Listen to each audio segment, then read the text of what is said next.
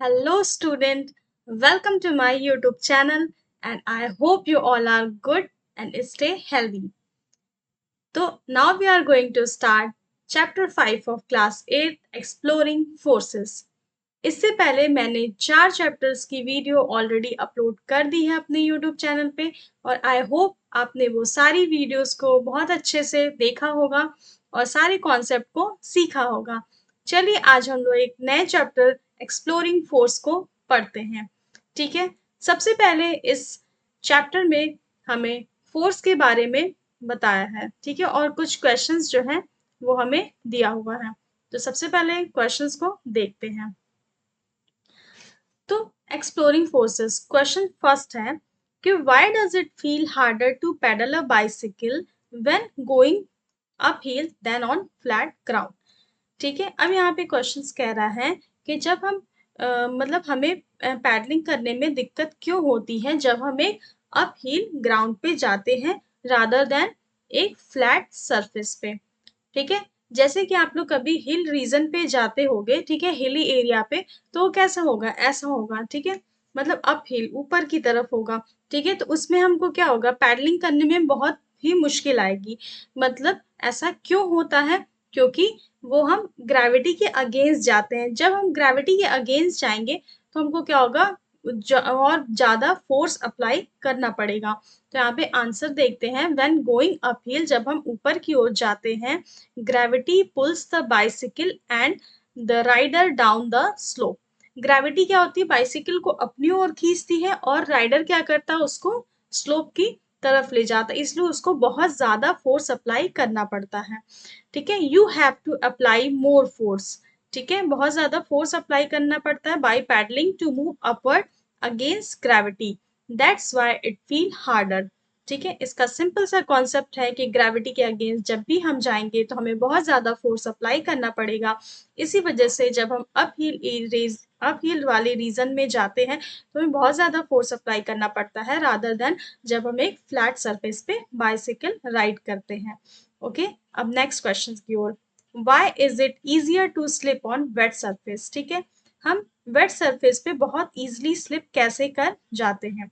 ठीक है, तो आंसर है water reduce friction between the tyre or shoes and the ground, less friction means less grip, so it is easier to slip.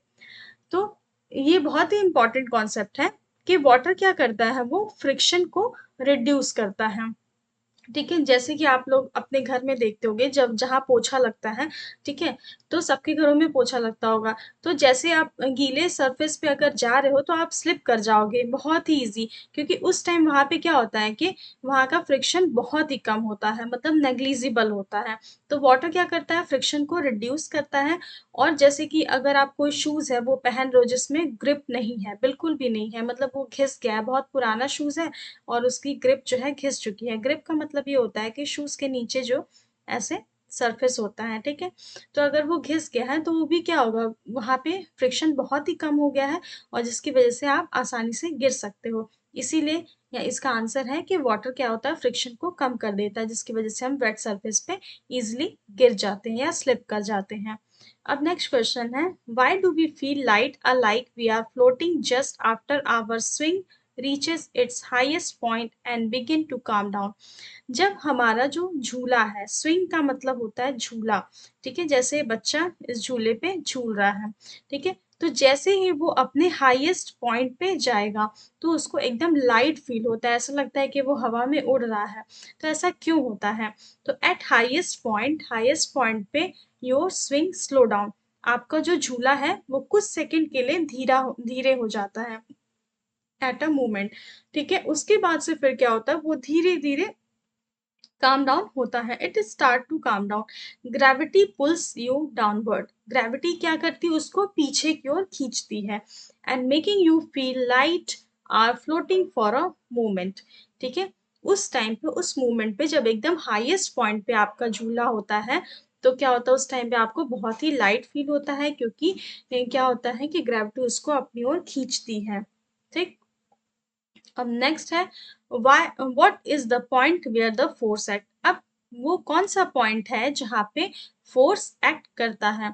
तो force act at the point where your foot pushes the pedal. आपका जो foot है, पैर है, वो जब pedal को push करता है, ठीक है, ये पेडल है और ये फुट है आपका, तो ये फुट आपके फुट क्या करेगा, पेडल को पुश करेगा। The push create a force, और यही पुश क्या होगा, एक फोर्स क्रिएट करेगा जिसकी वजह से आपकी जो बाइसिकल है वो आगे की ओर मूव करेगी। ठीक है, तो आई होप ये क्वेश्चंस के आंसर आपको क्लियर हो गए होंगे। यहाँ पे देखिए, force apply at the pedal, यानी पेडल पे फोर्स अप्लाई कर रहे हैं और बाइसिकल क्या है, आगे की ओर मूव कर रही है। ठीक है, तो ऐसे ही दिमाग में आपके अगर और भी कोई क्वेश्चन है तो आप अपने क्वेश्चन यहाँ पे शेयर कर सकते हैं। ठीक है, next, it was a windy day. क्या था वो? विंडी डे था। विंडी डे मतलब बहुत ही सुहावना सा मौसम, जहाँ बहुत अच्छी हवाएं चल रही हों। ठीक है, जैसे जब बारिश का मौसम होता है, बारिश होने से पहले, तो उस टाइम का मौसम कितना अच्छा होता है, तो वैसे ही it was a windy day.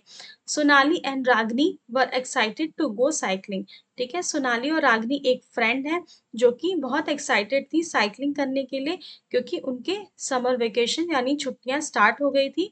And they wanted to explore the beautiful landscape around their village, यानी उनके गांव के आसपास जो ब्यूटीफुल लैंडस्केप थे, हिली रीजन्स थे, उस पे वो एक्सप्लोर करना चाहती थी, उनको देखना चाहती थी।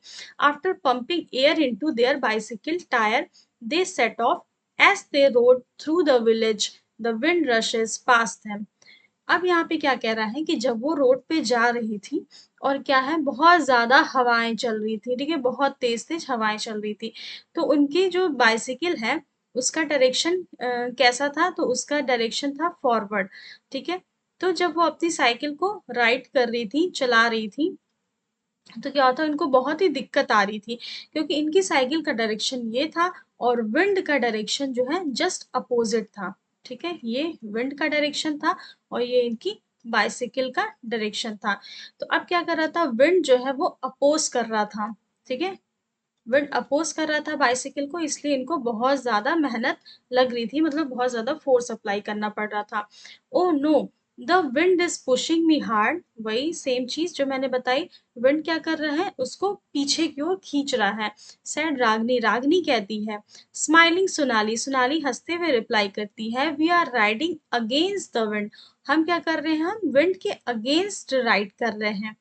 ठीक है, we must push our pedal harder to move faster, और हमारे पैडल को आगे जाने के लिए मतलब बहुत ही मेहनत करनी पड़ी है, मतलब बहुत ज्यादा फोर्स अप्लाई करना पड़ रहा है। Their ride took them up a long path to a hill top. ठीक है, वो बहुत ही लंबी जर्नी करके एक हिल टॉप पे पहुंचती हैं। And some part of the road were rough where they found it hard to pedal. ठीक है, कुछ पार्ट जो रोड का था वो बहुत ज्यादा रफ था। ठीक है, तो उनको यहाँ पे साइकिलिंग करने में बहुत ज्यादा दिक्कत हुई, रादर देन एक स्मूथ रोड पे। ठीक है, when they reach at the top, जैसे कि जब वो टॉप पे पहुंचती हैं, वेयर enjoying the view, और व्यू को enjoy करती हैं। they heard thunder and saw flashes of lightning at a distance, और उनको क्या होता है, कुछ देर बाद वो बादल गरजने की आवाज, बिजली चमकने की आवाज, यानी thunder and flashes of light जो है कुछ दूरी पे होते दिखता है। Even though it look beautiful, फिर भी वो देखती हैं कि ये बहुत ही सुंदर लग रहा है। They decided to head back immediately, फिर वो डिसाइड करती हैं कि हमें अब जल्दी से नीचे की ओर जाना चाहिए। ऑन द वे बैक, वापस जाना चाहिए। While passing a herd of ship, यानी जब जैसे ही वो नीचे की ओर जा रही होती है, तो एक कैटल्स का हर्ड उनको दिखता है। ठीक है, वो अपनी साइकिल की घंटी को बजाती हैं, बाइसिकल बेल, लेकिन फिर भी वो जो भेड़ों का झुंड होता है वो साइड नहीं होता है। ठीक है, तो फिर वो क्या करती हैं, अपने साइकिल की हैंडल को टर्न करती हैं। ठीक है, अपने साइकिल की हैंडल को टर्न करती हैं और अपने डायरेक्शन को चेंज कर लेती हैं। As they were coming down the slope of hill, और फिर ऐसा करके फिर धीरे धीरे वो नीचे की ओर आ जाती हैं।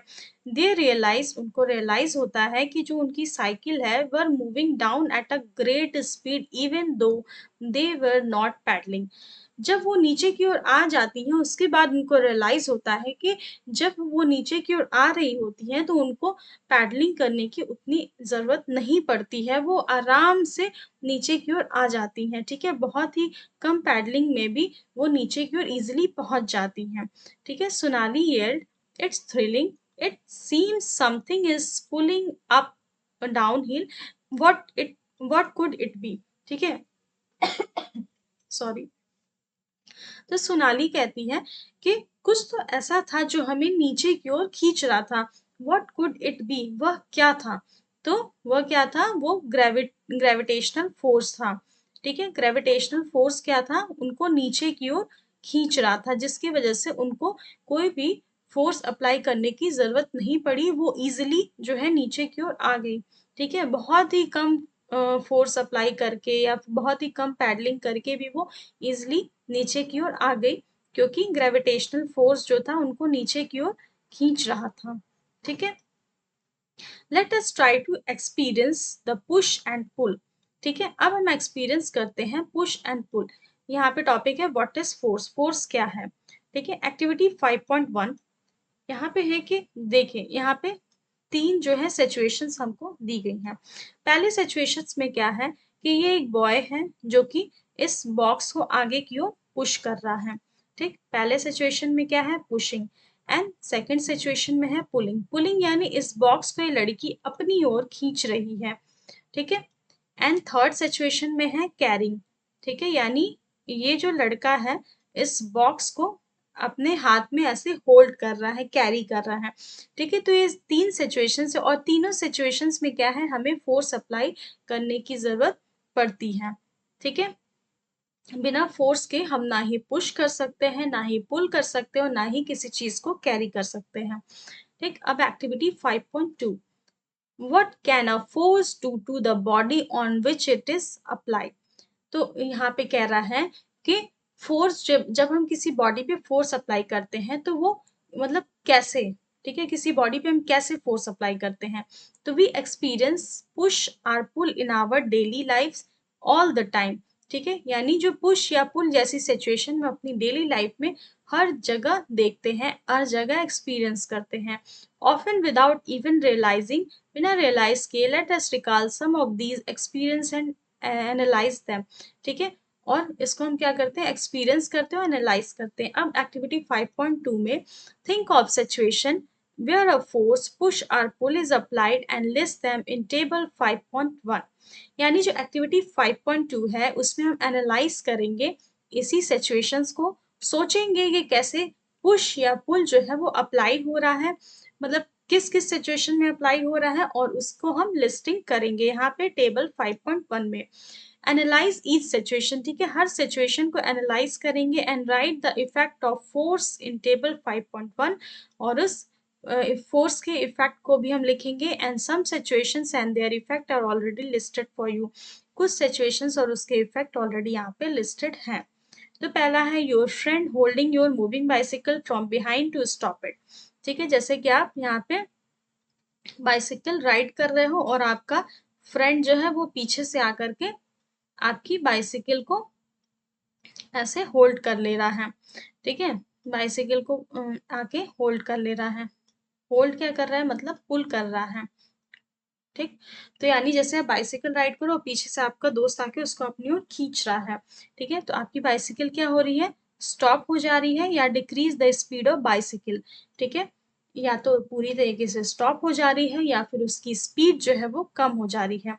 Hitting a moving ball with a bat, यानी बैट से जब हम बॉल को हिट करते हैं तो उस सिचुएशन में क्या होता है? यानी इस बैट से हम इस बॉल को पुश करते हैं हवा में, तो ये बॉल जो है यहाँ से ऊपर की ओर जाती है। ठीक है, जैसे हम बैट से ऐसे पुश करते हैं तो बॉल हवा में आगे की ओर जाती है, यानी changing the direction of a moving ball.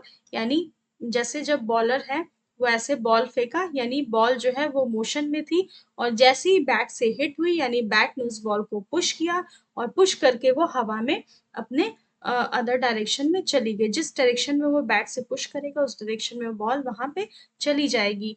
ठीक है, and third one pressing an inflated balloon. ठीक है, ये कोई बलून है ऐसे फूला हुआ और इसको हाथ से ऐसे प्रेस कर किया जा रहा है। ठीक है, हाथ से ऐसे पुश करेंगे तो पुश करके हम क्या कर सकते हैं? उस बलून के शेप को चेंज कर सकते हैं। ठीक है, what do you conclude from these example? अब इस एग्जाम्पल से हमको क्या कंक्लूजन मिलता है? तो does a force cause a moving object to stop? And can it change the speed or direction of motion or change the shape of an object? अब यहाँ पे कह रहा है क्या फोर्स की वजह से हम किसी भी ऑब्जेक्ट की डायरेक्शन, ठीक है, डायरेक्शन, स्पीड या शेप को चेंज कर सकते हैं? तो यस, हम फोर्स की हेल्प से किसी भी ऑब्जेक्ट की डायरेक्शन, स्पीड या शेप को हम चेंज कर सकते हैं। यहाँ पे वही कह रहा है। जैसे कि यहाँ पे एक लड़का है जो कि ड्रॉर को पुल कर रहा है, खींच रहा है, और दो लोग जो हैं वो रबर बैंड को अपनी अपनी तरफ जो है वो पुल कर रहे हैं। अब ये जो लड़की है मतलब क्रिकेटर है, वो क्या कर रही है, बॉल को पुश कर रही है ताकि इस फील्डिंग को टच ना कर पाए। ठीक है, जैसे आप लोग क्रिकेट देखते होंगे तो जैसे जो फील्डर्स होते हैं वो क्या करते हैं, वो 4 रन ना हो जाए या 6 रन ना हो जाए, वो बॉल को नहीं तो कैच करते हैं या फिर आगे की ओर पुश करते हैं। ठीक है, ताकि इस बाउंड्री लाइन से टच ना हो पाए। तो क्या कर रही है, बॉल को आगे की ओर पुश कर रही है। अब in everyday life we came across some situations where a force is applied. एक second. In everyday life, we came across many situations where force is applied. For example, opening a drawer, stretching a rubber band, or fielding, stopping a ball, kicking a football, applying brakes on a moving bicycle, and rolling a chapati on turning the steering handle of an auto rickshaw. ठीक है, यहाँ पे देखिए ये सारे examples हैं जिसको हम फोर्स के थ्रू करते हैं। ठीक है, किसी भी फुटबॉल को इजिली किक कर सकते हैं, अपनी बाइसिकल में ब्रेक अप्लाई कर सकते हैं, और ये जो चपाती है उसको फोर्स से हम गोल गोल बेल सकते हैं। एंड जो ऑटो रिक्शा की हैंडल है उसको भी हम उसका डायरेक्शन जो है वो चेंज कर सकते हैं। ठीक, force apply on an object में, अगर किसी ऑब्जेक्ट पे अगर हम फोर्स अप्लाई करेंगे तो उसमें क्या क्या चेंजेस हो सकते हैं? तो ऑब्जेक्ट जो है वो रेस्ट से मोशन में आ जाएगा या मोशन से रेस्ट में आ जाएगा। ठीक है, दोनों कंडीशन हो सकती है। अगर कोई ऑब्जेक्ट मोशन में है तो वो रेस्ट में आ जाएगा, रेस्ट में है तो मोशन में आ जाएगा। फिर change the speed of an object, किसी भी ऑब्जेक्ट की स्पीड को हम चेंज कर सकते हैं अगर वो मोशन में है तो। अगर उसकी हम क्या कर सकते हैं, direction of motion of an object को भी हम क्या कर सकते हैं, चेंज कर सकते हैं। यानी डायरेक्शन को चेंज कर सकते हैं, स्पीड को चेंज कर सकते हैं, उसके मोशन को चेंज कर सकते हैं, उसके शेप को चेंज कर सकते हैं। ये सारे इफेक्ट्स जो है हम फोर्स की हेल्प से कर सकते हैं। ठीक, does this means that whenever there is a change in speed, direction, change in shape, a force is acting on an object? ठीक है, तो ये सारे इफेक्ट जो है हम फोर्स की हेल्प से कर सकते हैं। Yes, none of these takes place without the action of force. अब ये लड़की कह रही है कि कोई भी चीज बिना फोर्स के, एक्शंस के हेल्प से नहीं हो सकते, यानी बिना फोर्स अप्लाई के कोई भी चीज नहीं हो सकती है। ठीक है, suppose N object is at rest. अब यहाँ पे कह रहा है कि सपोज करिए कोई ऑब्जेक्ट रेस्ट पे है। डज इट मीन, इसका मतलब है no force is acting on this object, मतलब इस ऑब्जेक्ट पे कोई भी फोर्स अप्लाई नहीं हो रहा है। सपोज करिए बॉक्स है, ये रेस्ट कंडीशन में है। ठीक है, जब तक इस पे लड़का जो है वो पुश नहीं कर दे, ठीक है, जब तक कोई फोर्स अप्लाई नहीं कर दे तब तक ये बॉक्स सपोज करिए रेस्ट में है। It means that force acting on the object are balancing one another. You will learn about balance force in higher grades. ठीक है, बैलेंस फोर्स के बारे में तो हम हायर ग्रेड्स में पढ़ेंगे, लेकिन यहाँ पे कहने का मतलब है जब ये बॉक्स अगर रेस्ट में है तो फिर हम क्या करेंगे, इसको, इस पे फोर्स अप्लाई करके इसको आगे की ओर पुश करेंगे। पुश तो कर देंगे लेकिन इसमें जो जिस सरफेस पे बॉक्स रखा होगा उस पे फ्रिक्शन फोर्स अप्लाई हो रहा होगा, जो क्या करेगा, इसको अपोज करेगा। ठीक है, अगर बॉक्स भारी होगा तो हमें उतना ही ज्यादा फोर्स अप्लाई करना पड़ेगा। और ज्यादा फोर्स क्यों अप्लाई करना पड़ेगा, क्योंकि फ्रिक्शन जो है उसको अपोज करेगा, उसके मोशन को अपोज करेगा। ठीक है, अब यहाँ पे है कि are force and interaction between two or more object. क्या फोर्स जो है वो दो या दो से अधिक ऑब्जेक्ट के इंटरेक्शन से मिलके बनता है? तो yes, when you push a table, जब टेबल को पुश करते हैं, your hand is one object applying force on another object, the table। मतलब जैसे कि अब यहाँ देखिए इस वाले फिगर में ये बच्चा क्या कर रहा है, अपने हाथ से इस बॉक्स के ऊपर फोर्स अप्लाई कर रहा है। तो यानी इसका हैंड जो है वो एक ऑब्जेक्ट हुआ। ठीक। और ये बॉक्स है वो दूसरा ऑब्जेक्ट हुआ। तो यानी क्या है, दोनों मतलब दो या दो से अधिक ऑब्जेक्ट्स जो है वो मिल करके क्या होते हैं, मतलब इंटरैक्ट करके ही वो फोर्स कहलाते हैं। मतलब जैसे कि हाथ से अगर जब तक हम इस पर फोर्स अप्लाई नहीं करेंगे तब तक बॉक्स जो है वो मोशन में नहीं आएगा। तो यानी दो या दो से अधिक बॉडीज का इंटरेक्शन जो है वो जरूरी होता है। ठीक है, यहाँ पे एनसीईआरटी यही समझाने की कोशिश कर रही है। We see that your hand and the table are two object interacting with each other. ठीक है, यहाँ पे जो आपका हाथ है और टेबल है ये दो ऑब्जेक्ट हैं जो आपस में इंटरैक्ट कर रहे हैं। Think of all the action listed in table 5.1। इस टेबल 5.1 में कुछ ऐसे ऑब्जेक्ट्स हैं, मतलब कुछ ऐसे एक्शंस हैं जिसकी लिस्टिंग की गई है, जैसे कि किकिंग अ फुटबॉल। जैसे यहाँ पे ऊपर ये सारे एग्जांपल्स जो हैं दिए गए हैं। जैसे किकिंग अ फुटबॉल, इसमें दो ऑब्जेक्ट क्या है, एक तो फुट है और एक बॉल है। अप्लाइंग ब्रेक्स, ब्रेक्स में क्या है, एक तो ब्रेक है और बाइसिकल की व्हील है। स्ट्रेचिंग अ रबर बैंड, यानी हैंड और रबर बैंड, देखिए सारे क्या है, दो ऑब्जेक्ट्स हैं। और रोलिंग अ चपाती, हैंड्स, रोलर और चपाती, यहाँ पे थ्री ऑब्जेक्ट्स हैं। तो वही कह रहा है कि फोर्स क्या है, वो इंटरैक्शन है। Force is an interaction between, force is an interaction between two are more than two object। ठीक है, two are more than two objects। Okay, अब यही चीज यहाँ पे है।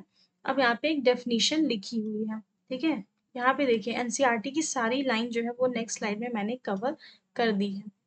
ठीक, फोर्स की यहाँ पे डेफिनेशन है और ये बहुत इंपॉर्टेंट है। अगर कोई भी पूछता है कि व्हाट इज फोर्स तो आप ये डेफिनेशन जरूर देंगे। Force is a push or pull on an object resulting from the object interaction with another object. ठीक है, फोर्स क्या है, पुश या पुल ऑफ एन ऑब्जेक्ट। ठीक है, जब हम किसी ऑब्जेक्ट को पुश करते हैं या पुल करते हैं उसका रिजल्ट क्या होता है, ऑब्जेक्ट का इंटरेक्शन होता है दूसरे ऑब्जेक्ट के साथ। फोर्स की एसआई यूनिट है जो कि बहुत इंपॉर्टेंट है, याद रखना। एसआई यूनिट फोर्स की न्यूटन है, उसको हम स्मॉल एन से लिखते हैं। देखिए यहाँ पे न्यूटन जो लिखा हुआ है स्मॉल एन से लिखा हुआ है, लेकिन हम इसको डिनोट करते हैं, मतलब इसका जो सिंबल है वो कैपिटल एन है। ठीक है, तो ये बहुत इंपॉर्टेंट है, इसको ध्यान रखिएगा। अब next, when you push the table with your hand, did you feel a force on your hand too? The moment you stop pushing, the force on your hand disappeared.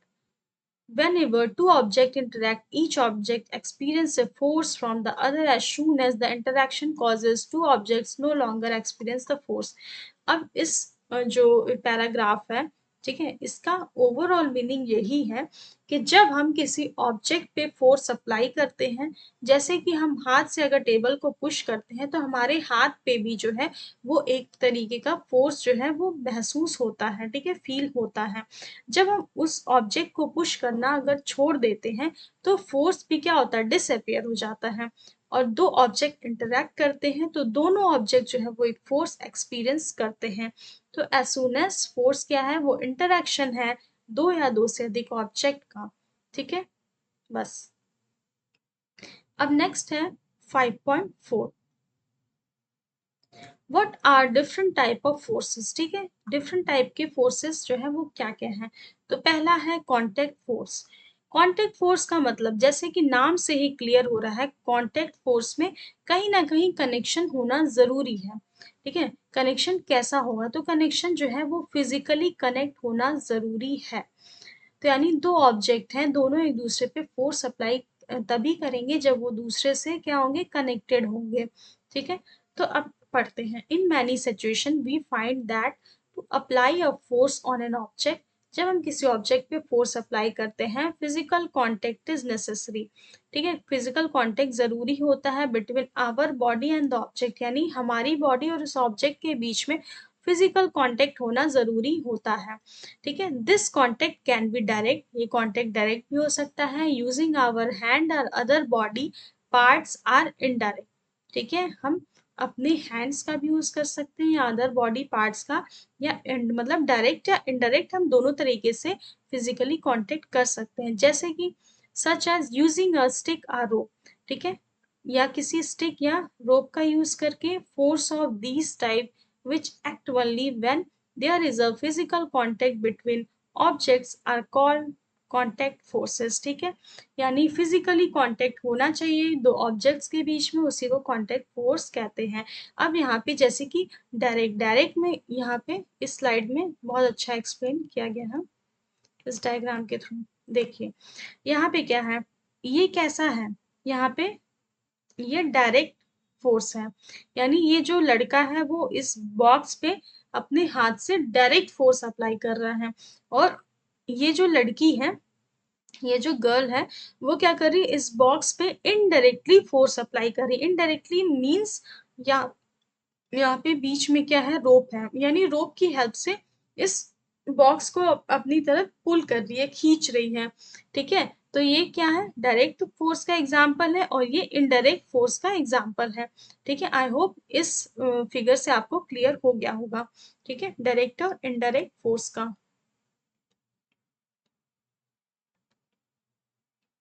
ठीक, अब नेक्स्ट है muscular force. Contact force में बस इतनी चीजें याद रखनी है कि दो या दो से अधिक ऑब्जेक्ट है, या मतलब जिस जो डायरेक्टली भी कांटेक्ट हो सकते हैं, इनडायरेक्टली भी कांटेक्ट हो सकते हैं, बट फिजिकल कनेक्शन वहां पे जरूरी है। ठीक है, चाहे वो डायरेक्टली कनेक्टेड हो एक दूसरे से, या फिर इनडायरेक्टली किसी रोप की हेल्प से, किसी वायर की हेल्प से, किसी स्टिक की हेल्प से, मतलब डायरेक्टली इनडायरेक्टली किसी भी तरीके से फिजिकल कनेक्शन होना जरूरी है, उसी को कांटेक्ट फोर्स कहेंगे। अब नेक्स्ट वन है मस्कुलर फोर्स। मस्कुलर फोर्स क्या है, वो एक कांटेक्ट फोर्स का ही एग्जाम्पल है। ठीक है, ये क्या है, कांटेक्ट फोर्स का ही एक एग्जाम्पल है। तो muscular force, when we perform any physical activity, जब हम कोई फिजिकल एक्टिविटी परफॉर्म करते हैं, जैसे कि walking, running, lifting, pushing, jumping or stretching. ठीक है, कोई भी जब हम फिजिकल एक्टिविटी परफॉर्म करते हैं, force is caused by the action of muscles in our body, यानी हमारे जो बॉडी में मसल्स हैं वो क्या करते हैं, फोर्स अप्लाई करते हैं, मतलब उनका एक्शंस होना जरूरी है, मसल्स का एक्शन होना जरूरी है। Force resulting due to the action of muscles. ठीक है, और वही चीज है कि जब मसल्स का एक्शन होगा तो उसी के थ्रू क्या होता है, फोर्स अप्लाई होता है, उसी को हम मस्कुलर फोर्स कहते हैं। ठीक है, muscular force occur when muscles contract, जब मसल्स सिकुड़ती हैं तो क्या होता है, एक टाइप का फोर्स अप्लाई होता है। And elongate while doing any activity, और हम उसकी हेल्प से कोई भी एक्टिविटी लंबे टाइम तक परफॉर्म कर पाते हैं। जैसे animal, bird, fish and insect use muscular forces for movement and survival. ठीक है, इस अर्थ पे जितने भी लिविंग क्रिएचर्स हैं, लाइक एनिमल है, बर्ड है, फिश है, इंसेक्ट है, वो सब मस्कुलर फोर्सेस का यूज करते हैं मूवमेंट और सर्वाइवल के लिए। जैसे कि ये डियर है, वो दौड़ने के लिए क्या कर रहा है, अपने मस्कुलर फोर्स का यूज कर रहा है। ये स्नैक है, वो क्रीपिंग के लिए क्या कर रहा है, मस्कुलर फोर्स को का यूज कर रहा है। अब ये डॉल्फिन है, ये स्विमिंग के लिए मस्कुलर फोर्स का यूज कर रही है। ये बच्चा है, ये क्रॉल करने के लिए मस्कुलर फोर्स का यूज कर रहा है। ये लड़की है, ये वॉक करने के लिए मस्कुलर फोर्स का यूज कर रही है। और बर्ड जो है वो फ्लाई करने के लिए, मतलब इन सारी चीजों के लिए क्या है, मस्कुलर फोर्स का यूज हो रहा है। ठीक है, जैसे यहाँ पे लिखा है use of muscular force by living beings. ठीक है, जितने भी लिविंग बींग्स हैं सब मस्कुलर फोर्स का यूज करते हैं। अब यहाँ पे ध्यान रखना है कि non living beings muscular force का यूज नहीं करते हैं। नॉन लिविंग बींग्स में मसल्स होते ही नहीं है।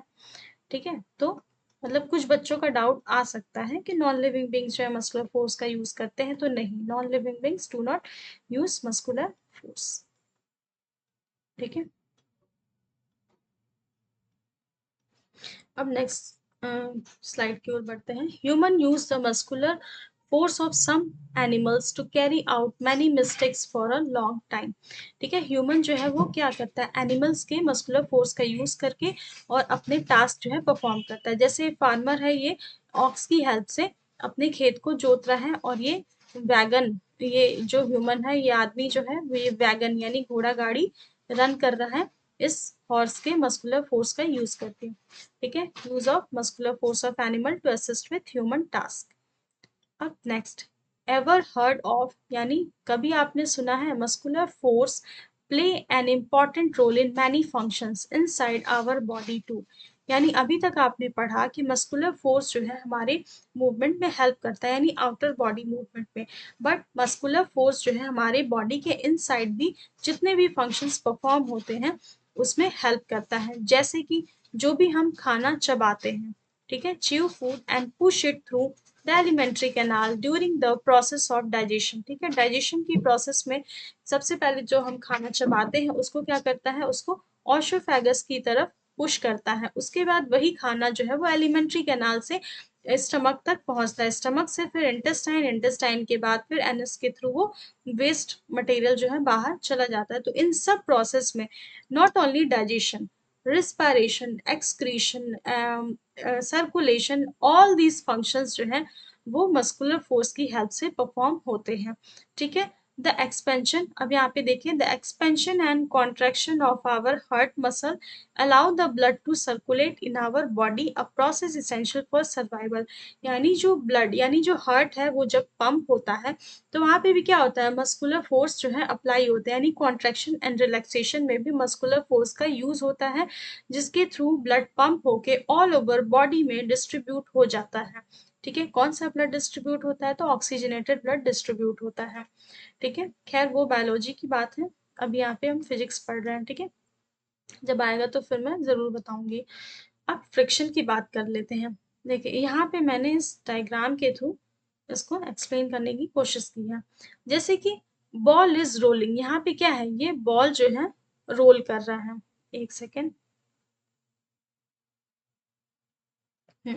यहाँ पे बॉल जो है वो रोल कर रहा है। रोल करने के बाद कुछ टाइम बाद क्या हो रहा है, ये देखने को मिल रहा है कि बॉल जो है इसकी स्पीड जो है धीरे धीरे कम हो गई, और एक टाइम ऐसा है कि बिल्कुल ही क्या हो गया, स्टॉप हो गया है। तो ऐसा क्यों हो रहा है, ठीक है, because of friction, a force that oppose motion. Friction act between the ball and the ground and slow the ball down until it is stop. ठीक है, ऐसा इसलिए होता है, जैसे आप लोग घर में अगर ऐसे आपका जो भी फ्लोर है, ठीक है, उस पे कभी बॉल को ऐसे ही लुढ़का के छोड़ दीजिएगा। ठीक है, तो छोड़ देने के बाद क्या आप देखेंगे कि बहुत तेजी से नहीं, हल्का सा ऐसे पुश करेगा और बॉल जो है धीरे धीरे कुछ दूर चल के वो स्टॉप हो जाएगा। तो ऐसा इसलिए हो रहा है क्योंकि जो सरफेस है उस पे क्या है, फ्रिक्शन फोर्स अवेलेबल है, और फ्रिक्शन क्या करता है, उस बॉल के मोशन को या कोई भी ऑब्जेक्ट है उसके मोशन को अपोज करता है। तो इसी वजह से वो क्या हो रहा है, बॉल जो है वो रोल होगा, फिर कुछ टाइम कुछ दूर जा करके वो एकदम स्टॉप हो जाएगा। ये फ्रिक्शन की वजह से होता है। ठीक, अब यहाँ पे कह रहा है, नेक्स्ट है, when the road is rough. अब जब जैसे कि अगर मान लीजिए जब रोड बहुत रफ है, ठीक है, यहाँ पे देखिए एक बच्चा जो है वो साइकिल चला रहा है, और क्या है, रोड बहुत ही ज्यादा रफ है। तो अब देखिए, द बाइसिकल स्लो डाउन, यहाँ पे क्या है, बाइसिकल स्लो डाउन होगी, धीरे हो जाएगी, एंड स्टॉप सून, और फिर जल्दी ही वो स्टॉप हो जाएगी। ऐसा इसलिए होगा, friction between the tyre and the rough road act on it. यानी इस जो रफ रोड है और टायर, उसके बीच में क्या होगा, फ्रिक्शन जो है वो अप्लाई होगा। When the road is smooth, अगर रोड काफी स्मूथ है, ये देखिए काफी स्मूथ सी रोड है, तो यहाँ पे क्या होगा, bicycle travel further before it stop, because there is less friction on a smooth road. यानी स्मूथ रोड पे फ्रिक्शन बहुत ही कम होता है, यानी ये बाइसिकल जो है रफ सरफेस के कंपैरिजन में स्मूथ सरफेस पे बाइसिकल जो है उसको रुकने में थोड़ा ज्यादा समय लगेगा। ठीक है, ठीक है, तो वो इसलिए होता है कि हमेशा याद रखिएगा, जब जितना ही सरफेस रफ होगा उतना ही ज्यादा फ्रिक्शन होगा। यहाँ पे मैं अलग से लिख दे रही हूँ, more friction, more friction equals to more rough surface. ठीक है, जितना ज्यादा रफ सरफेस होगा उतना ही ज्यादा फ्रिक्शन होगा। लेस फ्रिक्शन, लेस फ्रिक्शन कहाँ होगा, तो स्मूथ सरफेस पे। ठीक है, ये दो चीजें जो है एनसीईआरटी हमको समझाने का प्रयास कर रही है, यानी जितना ज्यादा फ्रिक्शन उतना ही ज्यादा रफ सरफेस, और जितना कम फ्रिक्शन उतना ही कम रफ सरफेस, या हम उसको स्मूथ सरफेस कहेंगे। ठीक है, जितना सरफेस स्मूथ होगा, शाइनी होगा, उतना ही आप बहुत तेजी से वहां पे गिर सकते हो या फिर अगर चल रहे हो तो बहुत तेज स्लिप कर जाओगे, ठीक है। तो लेस फ्रिक्शन मतलब जहाँ पे स्मूथ सरफेस होगा तो वहाँ पे बहुत कम फ्रिक्शन होगा, और अगर रफ सरफेस है तो वहाँ बहुत ज़्यादा फ्रिक्शन होगा, ठीक है। फ्रिक्शन भी क्या है, एक टाइप का फोर्स है। It act on moving object पे एक्ट कर रहा है, reduce their speed gradually and brings them to rest after some time, ठीक है। वो क्या कर रहा है, अपनी स्पीड को धीरे धीरे क्या करता है, कम करता है। यानी फ्रिक्शन एक टाइप का फोर्स है जो किसी भी मूविंग ऑब्जेक्ट की स्पीड को धीरे धीरे रिड्यूस करता है, और एक टाइम ऐसा आता है कि वो बिल्कुल ही स्टॉप हो जाता है, यानी रेस्ट कंडीशन में चला जाता है, ठीक है। ये पूरी लाइन जो है इसको मैंने उस डायग्राम के थ्रू आपको समझा दिया, एक्सप्लेन कर दिया। अब हम एक्टिविटी 5.3 के बारे में पढ़ेंगे इसी डायग्राम के थ्रू। इस डायग्राम में है कि कोई टेबल है, ठीक है। टेबल पे क्या रखा है, लंच बॉक्स रखा है। लंच बॉक्स जो है वो एम्प्टी है, एम्प्टी लंच बॉक्स जो है रखा हुआ है।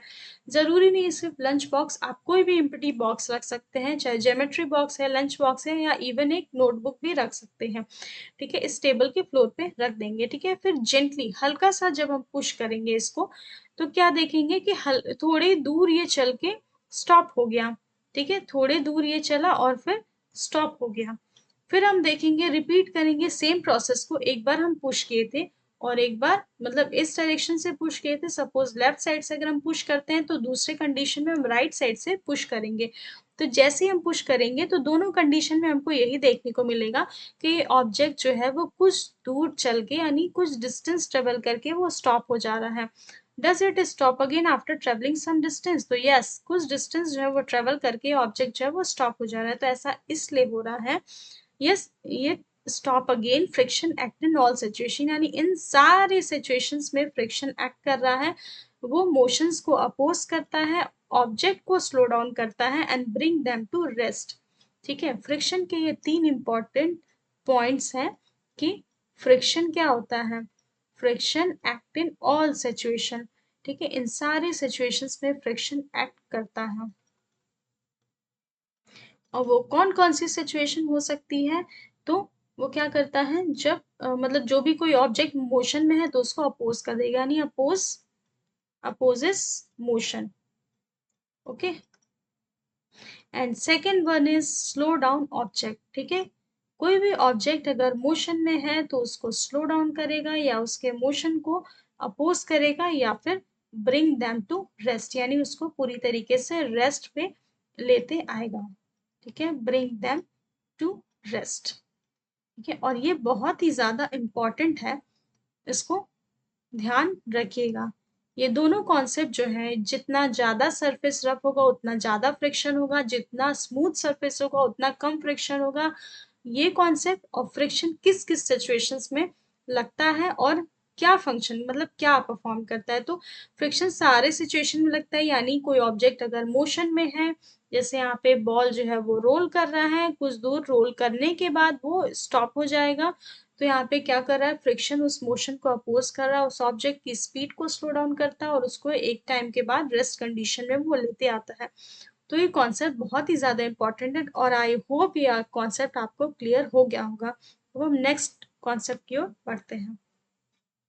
देखिए यहाँ पे ना वही चीज जो है इसको समझाया है, ठीक।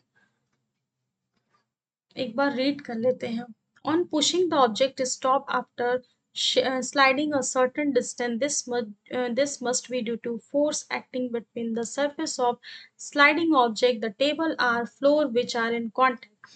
Force must be acting on the object in direction opposite to its direction of motion and what bring the object to stop, ठीक है। तो वही सेम कंडीशन है जो मैंने बताया था कि कोई ऑब्जेक्ट को हल्का सा पुश करेंगे तो पुश करने के बाद क्या होगा, कुछ दूर जाके वो स्टॉप हो जाएगा, उसका मोशन स्टॉप हो जाएगा। और ऐसा इसीलिए होता है क्योंकि फ्रिक्शन जो है मोशन को अपोज करता है। And force that come into play when an object move to try to move from another move over another surface is called force of friction, या सिंपली फ्रिक्शन हम उसको कह देंगे। Friction always act on direction opposite to the direction when the object is moving or trying to move. जब कोई object motion में होता है या फिर मोशन करने के लिए ट्राई कर रहा होता है तो force of friction is a contact force. हाँ, यहाँ पे ये लाइन बहुत इंपॉर्टेंट है कि जो फोर्स ऑफ फ्रिक्शन है, सिंपल ऐसे हम कहेंगे कि फ्रिक्शन किस टाइप का फोर्स है, ये भी क्वेश्चंस पूछ सकता है एमसीक्यू में कि फ्रिक्शन किस टाइप का फोर्स है, तो friction is a contact force. Okay, friction कैसा फोर्स है, तो कांटेक्ट फोर्स है। ठीक, friction arise due to irregularities in two surface. Friction तभी अराइज होता है जब दो सरफेस में इरेगुलरिटीज होती हैं इन कांटेक्ट।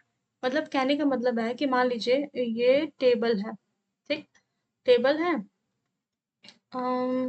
ठीक, टेबल है, इस पे ये ऐसे कोई अदर ऑब्जेक्ट रखा हुआ है, ठीक है, अदर ऑब्जेक्ट रखा हुआ है। तो यानी इस वाले ऑब्जेक्ट और इस टेबल के बीच में कांटेक्ट कैसे होगा, यानी इस ऑब्जेक्ट और टेबल के बीच में कुछ ना कुछ इरेगुलरिटी जरूर होगी, तभी ये दोनों एक दूसरे से कांटेक्ट में है। ठीक है, और इन पे फ्रिक्शन फोर्स जो है वो अप्लाई हो रहा है।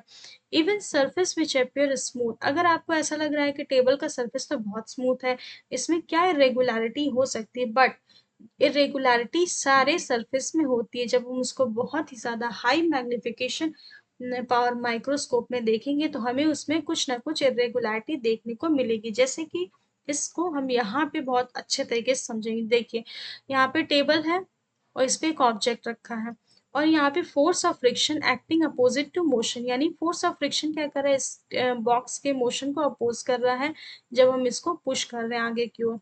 तो ऐसा क्यों हो रहा है, देखिए यहाँ पे जो स्मूथ सरफेस है, आपको ऐसा लग रहा है कि स्मूथ है, लेकिन जब हम इसको मैग्नीफाई करके देखेंगे तो इसमें कुछ ना कुछ इरेगुलरिटी हमको दिखेगी। देखिए, इरेगुलरिटी ऑन सरफेस वन, और यहाँ पे ये तो सरफेस ही रफ है, ठीक है, तो इसमें इरेगुलरिटी तो होगी, यानी irregularity one and irregularity two. तब यहाँ पे क्या होगा, जब दोनों को हम ऐसे कांटेक्ट में लाएंगे तो कांटेक्ट में वो दोनों कैसे आएंगे, तो उन दोनों के बीच में एक तरीके की इंटरलॉकिंग होगी। जैसे कि यहाँ पे देखिए, पॉइंट ऑफ इंटरलॉकिंग, ठीक है, दोनों एक दूसरे से क्या होंगे, लॉक हो जाएंगे। जैसे कि आप लोग ताला लॉक करते हैं, ठीक है, लॉक एंड की, तो की को क्या करते हैं, ऐसे उसमें फिट करते हैं, फिट करके ऐसे घुमा देते हैं, तो दोनों एकदम इंटरैक्ट होके लॉक हो जाते हैं। तो वही चीज है कि पॉइंट ऑफ इंटरेक्शन जो है जनरेट करता है फ्रिक्शन। अब यहाँ पे भी ये इम्पोर्टेंट पॉइंट हो गया कि फ्रिक्शन कैसे जनरेट करता है, तो पॉइंट ऑफ इंटरेक्शन जो है, सॉरी इंटरलॉकिंग, वो फ्रिक्शन को जनरेट करता है। ठीक है, इसको अलग से मैं लिख दे रही हूँ कि पॉइंट ऑफ इंटरलॉकिंग। ये सब जो भी मैं अलग से लिख रही हूँ यहाँ इम्पोर्टेंट बोल रही हूँ, वो एक्चुअली बहुत ज़्यादा इम्पोर्टेंट है वो सारे पॉइंट्स, तो प्लीज़ ध्यान से सुनिएगा। सॉरी, ऐसे पॉइंट ऑफ इंटरलॉकिंग, ठीक है, point of interlocking generate friction. Okay, ठीक है, पॉइंट ऑफ इंटरलॉकिंग फ्रिक्शन को जनरेट करता है, and friction is smaller to gear teeth that don't match locking into each other. ठीक है, अब नेक्स्ट इस वाले जो फिगर उसको हमने उस वाले स्लाइड में समझ लिया। अब हम एक्टिविटी 5.4 को समझते हैं इस वाले स्लाइड से। ठीक है, एक्टिविटी 5.4 में बता रहा है कि जैसे कि कोई ऑब्जेक्ट है, ठीक है, ऑब्जेक्ट इस कंडीशन में सेम रहेगा। देखिए सारे फिगर में ऑब्जेक्ट सेम है, बट ये जो सरफेस है वो डिफरेंट है। लाइक ग्लास है, सिरामिक टाइल है, वुड है, क्लॉथ है एंड सैंड है। इन सारे सरफेस पे जब हम उस लंच बॉक्स या उस ऑब्जेक्ट को रखेंगे, ऑब्जेक्ट हर कंडीशन में सेम रहेगा, बट जो सरफेस है वो हर कंडीशन में डिफरेंट रहेगा। एक नहीं तो हम ग्लास का सरफेस लेंगे, या फिर सिरेमिक टाइल्स ले सकते हैं, वुड ले सकते हैं, क्लॉथ या फिर सैंड ले सकते हैं। और हमें इसमें ऑब्जर्वेशंस क्या करनी है कि फ्रिक्शन जो है वो इन सारे सरफेस पे कैसा अप्लाई हो रहा है, मतलब कैसे फ्रिक्शन जो है वर्क कर रहा है। जैसे कि ग्लास पे, अगर ग्लास पे हम इस ऑब्जेक्ट को स्लाइड करेंगे तो अच्छे से स्लाइड होगा, स्मूथली स्लाइड होगा। सिरामिक टाइल पे भी होगा, वुड पे भी हो सकता है, क्लॉथ पे भी होगा, सैंड पे भी थोड़ा बहुत हो सकता है। मतलब इस एक्टिविटी को करने का सिर्फ यही मोटो है कि हमें ये देखना है कि डिफरेंट सरफेस, ठीक है, for different surface the object travel different distance. ठीक है, हर सरफेस पे ऑब्जेक्ट जो है वो डिफरेंट जो है डिस्टेंस ट्रेवल करेगा। एक सेकेंड, ठीक है, यानी डिफरेंट सरफेस पे ऑब्जेक्ट जो है वो डिफरेंट डिस्टेंस ट्रेवल करता है। कंक्लूजन ये है कि जो फ्रिक्शन है वो क्या होता है, नेचर ऑफ सरफेस पे डिपेंड करता है। ठीक है, अगर वहां पे नहीं इतना क्लियरली विजिबल हो रहा है तो मैं यहाँ पे लिख दे रही हूँ कि फ्रिक्शन जो है वो डिपेंड्स ऑन, यहाँ पे लिखते हैं friction depends on nature of surface.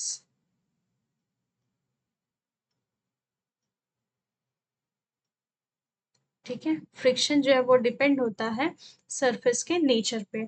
ठीक, तो अब जैसे ग्लास है तो ग्लास पे बहुत मतलब थोड़ा ज्यादा डिस्टेंस ट्रेवल करेगा, सिरामिक टाइल पे भी करेगा, वुड पे क्या पता थोड़ा सा कम डिस्टेंस ट्रेवल करे, क्लॉथ पे उससे कम करेगा, और सैंड पे तो बहुत कम, बहुत ही माइन्यूट सा वो मूव करेगा। ठीक है, तो वही है कि फ्रिक्शन जो है वो ऑब्जेक्ट के सरफेस के नेचर पे भी डिपेंड करता है। ठीक है, अब इस पैराग्राफ को पढ़ते हैं। Does the force of friction act only if the object are moving on solid surface? अब यहाँ पे कह रहा है कि जो फोर्स ऑफ फ्रिक्शन है क्या वो सिर्फ किसी सॉलिड ऑब्जेक्ट पे ही डिपेंड करता है। मतलब जब कोई ऑब्जेक्ट है, जैसे अभी तक हमने जितने भी सरफेस पढ़ा वो सब सॉलिड था, तो यहाँ पे कह रहा है कि क्या फ्रिक्शन में जो ऑब्जेक्ट का मोशन है वो सिर्फ और सिर्फ सॉलिड सरफेस पे होता है, तो ऐसा नहीं है। ठीक है, ऑब्जेक्ट जो है वो मोशन लिक्विड या गैसेस के थ्रू भी कर सकता है, यानी air, water, other liquid also exert force of friction on the object moving through them. Hence, the objects such as aeroplane, ships, boats, ये रहा boats, are higher speed trains are designed with specific shape to reduce the force of friction due to the air or water around them. अब यहाँ पे कहने का मतलब है कि देखिए आपने कभी ध्यान दिया होगा, यहाँ पे देखिए इस फिगर में ये ट्रेन की जो शेप है आगे की ये कैसी है, थोड़ी सी कोनिकल टाइप की है। ठीक है, थोड़ी सी कर्व, कर्व यहाँ पे टर्म सबसे सही रहेगा, ऐसे थोड़ा सा कर्व इसका मतलब आगे का एरिया है, ऐसा क्यों होता है। ठीक है, या जो शिप है, शिप के भी जो मतलब आउटर सरफेस है या जो फ्रंट का सरफेस है वो थोड़ा सा ऐसे कोनिकल क्यों बनाया जाता है, ऐसा इसलिए होता है कि अगर हम सरफेस को मान लीजिए फ्रंट का सरफेस अगर ऐसे बनाते एकदम फ्लैट, ठीक है, वर्टिकल पोजीशन में एकदम ऐसे फ्लैट बनाते, तो क्या होता यहाँ पे जो भी एयर आता वो स्ट्राइक करता और इसको अपोज करते, यानी इसका मोशन जो है बिल्कुल हो ही नहीं पाता। अब यहाँ पे एरोप्लेन है या फिर जो भी बुलेट ट्रेन है, जो अच्छी अच्छी ट्रेन होती है, हाई स्पीड ट्रेन है, उनका जो आगे का सरफेस है वो ऐसे थोड़ा सा कर्व्ड होता है, ताकि यहाँ पे जो एयर है वो आए और साइड साइड से निकल जाए।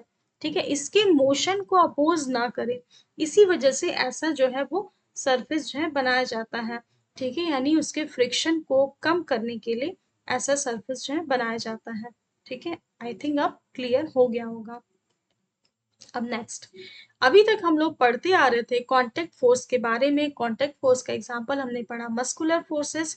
ठीक है, मस्कुलर फोर्सेस में भी हमने बहुत सारे कॉन्सेप्ट सीखे, और आई होप वो सारे कॉन्सेप्ट आपको क्लियर हो गए होंगे। अगर वो कॉन्सेप्ट क्लियर नहीं हुआ है या कुछ भी डाउट है तो प्लीज मुझे कमेंट करके जरूर पूछिएगा, और जो भी मैं पढ़ा रही हूँ अगर अच्छा लग रहा है तो प्लीज एक लाइक जरूर करिएगा।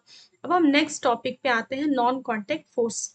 ठीक है, अब यहाँ पे बच्चा है, ये क्या पूछ रहा है, it is essential for an object applying force and another object to always be in contact with it. अब यहाँ पे इस बच्चे का क्वेश्चन है कि अभी तक हम लोगों ने क्या पढ़ा, कॉन्टेक्ट फोर्स के बारे में पढ़ा, तो अभी तक हमने यही जाना कि जब भी हमें फोर्स अप्लाई करना पड़ता है तो कोई भी सरफेस है या कोई भी ऑब्जेक्ट हो उसको कॉन्टेक्ट में आना जरूरी होता है। तो यही इस बच्चे का क्वेश्चन है कि क्या हमेशा फोर्स उसी ऑब्जेक्ट पे अप्लाई होगा जो जब वो ऑब्जेक्ट किसी अदर ऑब्जेक्ट के कांटेक्ट में होगा, तो ऐसा बिल्कुल नहीं है। अब हम पढ़ेंगे नॉन कांटेक्ट फोर्स के बारे में। ठीक है, नॉन कांटेक्ट फोर्स में यहाँ पे देखिए, there are force whose effect can be experience if the object are not in contact. ठीक है, जब ऑब्जेक्ट क्या होगा कॉन्टेक्ट में नहीं होगा, these forces are called non contact force. ठीक है, इस फोर्स को हम नॉन कॉन्टेक्ट फोर्स कहेंगे। Let us learn about non contact force. अब यहाँ पे कह रहा है कि नॉन कॉन्टेक्ट फोर्स के बारे में हम सीखते हैं। ठीक है, तो यहाँ पे सबसे पहला मैग्नेटिक फोर्स। ठीक है, देखिए इस पूरे पैराग्राफ में क्या एक्सप्लेन करने को कह रहा है वो मैं आपको इधर साइड में बता दे रही हूँ। ठीक है, देखिए इस पूरे पैराग्राफ में यही कह रहा है कि जैसे कि दो मैग्नेट हैं, ओके, थोड़ा इसको और सही कर लेते हैं। जैसे कि देखिए दो मैग्नेट्स हैं, ठीक है। अब ये नॉर्थ पोल है, ये साउथ पोल है, और ये साउथ पोल है, ये नॉर्थ पोल है, ओके। सबको पता है कि मैग्नेट में दो पोल होते हैं, north pole and south pole, ठीक। और थोड़ा सा ये पतला हो गया, ठीक है। अब देखिए यहाँ पे ये साउथ पोल है, ये नॉर्थ पोल है, और ये साउथ पोल है, और ये नॉर्थ पोल है, ठीक है। अब देखिए यहाँ पे क्या कह रही है एनसीईआरटी, एक बार एनसीईआरटी को भी साथ में रीड कर लेते, नहीं तो आप लोग सोचेंगे कि मैम पता नहीं क्या ही बता रही हैं। वी लर्न, जैसे do you remember learning about magnets, अब हम यहाँ पे मैग्नेट्स के बारे में सीखेंगे, जो कि आपने क्लास 6 में भी थोड़ा बहुत पढ़ा होगा, एक्सप्लोरिंग मैग्नेट वाले चैप्टर में, ठीक है, क्यूरोसिटी बुक के।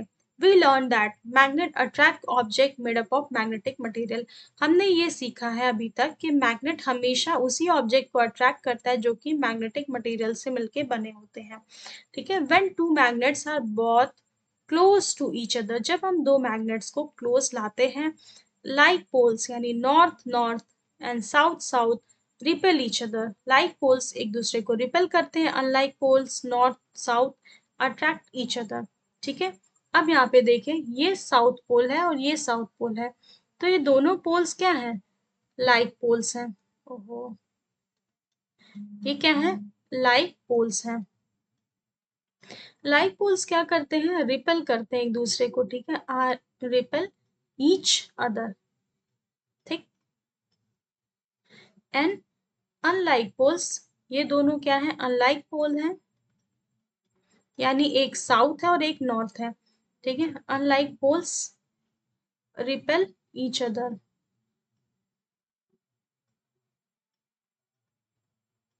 ठीक है। अनलाइक पोल्स एक दूसरे को रिपेल करते हैं, लाइक पोल्स एक दूसरे को सॉरी, लाइक पोल्स एक दूसरे को रिपेल करते हैं, अनलाइक पोल्स, ओहो सॉरी गलत लिख दिया मैंने, unlike poles attract each other, extremely sorry मेरे से गलती हो गई, अट्रैक्ट ईच अदर, ठीक है। यानी अनलाइक पोल्स एक दूसरे को अट्रैक्ट करेंगे और लाइक पोल्स एक दूसरे को रिपेल करेंगे, ठीक है। In an earlier chapter of this book we also learn about electromagnets, ठीक है। इससे पहले वाले जो चैप्टर में मैंने इलेक्ट्रोमैग्नेट्स की वीडियो डाली है वो आप लोग जरूर देखिएगा, तो वहीं पे कह रहा है कि इससे पहले हमने एक चैप्टर पढ़ा था इलेक्ट्रोमैग्नेट्स, उसमें भी हमने मैग्नेट्स की प्रॉपर्टीज के बारे में सीखा है, विच बिहेव लाइक मैग्नेट्स, ठीक है। And attraction and repulsion between object are also form of push or pull, that is force, यानी जो भी मैग्नेट में अट्रैक्शन होता है या रिपल्सन होता है ऑब्जेक्ट्स के बीच में, वो भी क्या है, एक टाइप का पुश या पुल है, लाइक फोर्स है, वो भी एक क्या है, एक टाइप का फोर्स है। Okay, can you recall that a magnet could exert force on another magnet or magnetic material without being in contact with it? अब यहाँ पे कह रहा है कि क्या आपको याद है कि मैग्नेट भी क्या करता है, एक दूसरे मतलब एक मैग्नेट दूसरे मैग्नेट पे फोर्स एक्सर्ट करता है और मैग्नेटिक मटेरियल को अपने कांटेक्ट में रखता है, ठीक। तो आई होप ये कॉन्सेप्ट आप लोग को क्लियर हो गया होगा। एक बार और मैं रिपीट कर दे रही हूँ कि like poles repel each other, unlike poles attract each other, okay. अब एक्टिविटी 5.5 में यहाँ पे क्या, दो रिंग्स मैग्नेट के लेने हैं और एक वुडन की स्टिक लेनी है, जैसे यहाँ पे एक वुडन का स्टिक है और ये जो है दो रिंग है मैग्नेट की, हमने ले लिया, उसको वर्टिकली पोजीशन में प्लेस करेंगे, ऑलरेडी ये प्लेस्ड है, इस डायग्राम को देखिए अच्छे से, ओवर अ वुडन टेबल, एक वुडन टेबल के ऊपर insert one ring magnet onto the stick, ठीक है। सबसे पहले क्या करेंगे, सबसे नीचे वाला जो मैग्नेट है उसको प्लेस करेंगे, उसके बाद उससे ऊपर वाला मैग्नेट प्लेस करेंगे। Now insert the second ring magnet above it, ठीक है, जो दूसरा रिंग है मैग्नेट का उसको उसके ऊपर रखेंगे, such that the like poles of two magnet faces each other, यानी इन दोनों मैग्नेट के लाइक पोल्स को एक फेस पे रखेंगे, ठीक है। And does the second magnet stay floating above the first magnet, यहाँ पे कह रहा है कि क्या जो सेकंड मैग्नेट है वो ऐसे ही फ्लोट करता रहेगा फर्स्ट मैग्नेट के ऊपर, and try pushing the second magnet down gently, और ये जो सेकंड मैग्नेट है इसको हम थोड़ा जेंटली पुश करेंगे कि वो नीचे की ओर जाए। Do you feel a force? जैसे ही पुश करेंगे तो आपको कोई फोर्स फील होगा। Now reverse the poles of both the magnet. अब क्या है, ये जो ऑब्जेक्ट है, मतलब अब जो मैग्नेट है उसके हम पोल्स को अगर रिवर्स कर देते तो क्या होता है? Does the second magnet still remain floating? जब हम इस दोनों मैग्नेट के पोल्स को अगर सेम रखते हैं तो क्या उस कंडीशन में ये सेकंड वाला मैग्नेट फ्लोट करेगा? फिर दूसरी बारे में ये कह रहा है, दूसरी बात ये कह रहा है कि क्या जब हम इस दोनों मैग्नेट्स के पोल को अगर हम रिवर्स कर दे, चेंज कर दे, क्या तब भी ये मैग्नेट्स जो है सेकंड वाला वो ऐसे एयर में फ्लोट करता रहेगा? We find that magnet can exert force on another magnet without being in contact with it. अब हमने यहाँ पे फाइंड किया कि जो मैग्नेट है वो एक दूसरे मैग्नेट पे फोर्स एक्सर्ट करता है बिना उसके कांटेक्ट में आए। The force exerted by magnet on another magnet or magnetic material is called magnetic force। यानी ये जो मैग्नेट है वो दूसरे मैग्नेट पे, यानी दोनों मैग्नेट एक दूसरे के ऊपर फोर्स अप्लाई कर रहे हैं। किसी मैग्नेटिक मटेरियल के ऊपर जब फोर्स अप्लाई होता है तो उसको हम कौन सा फोर्स कहते हैं? मैग्नेटिक फोर्स कहते हैं। Since a magnet can exert a force from distance without being in contact is called non-contact force। अब यहाँ पे जो कंडीशन है इसमें कौन सा फोर्स लग रहा है? तो नॉन कॉन्टेक्ट फोर्स है। नॉन कॉन्टेक्ट फोर्स यानी जो, अब यहाँ पे हमको क्या मिला? एक कंक्लूजन मिला कि magnetic force is a non contact, is a kind of, लिख देते हैं, is a kind of non contact force. ठीक है। अब यहाँ पे एक कंक्लूजन मिला कि जो भी मैग्नेटिक फोर्स है वो क्या है? एक तरीके का नॉन कॉन्टेक्ट फोर्स है। ठीक। Are there more such forces which act from a distance? अब यहाँ पे कह रहा है कि क्या और भी कोई ऐसे फोर्स हैं जो कि डिस्टेंस में भी एक्ट होते हैं?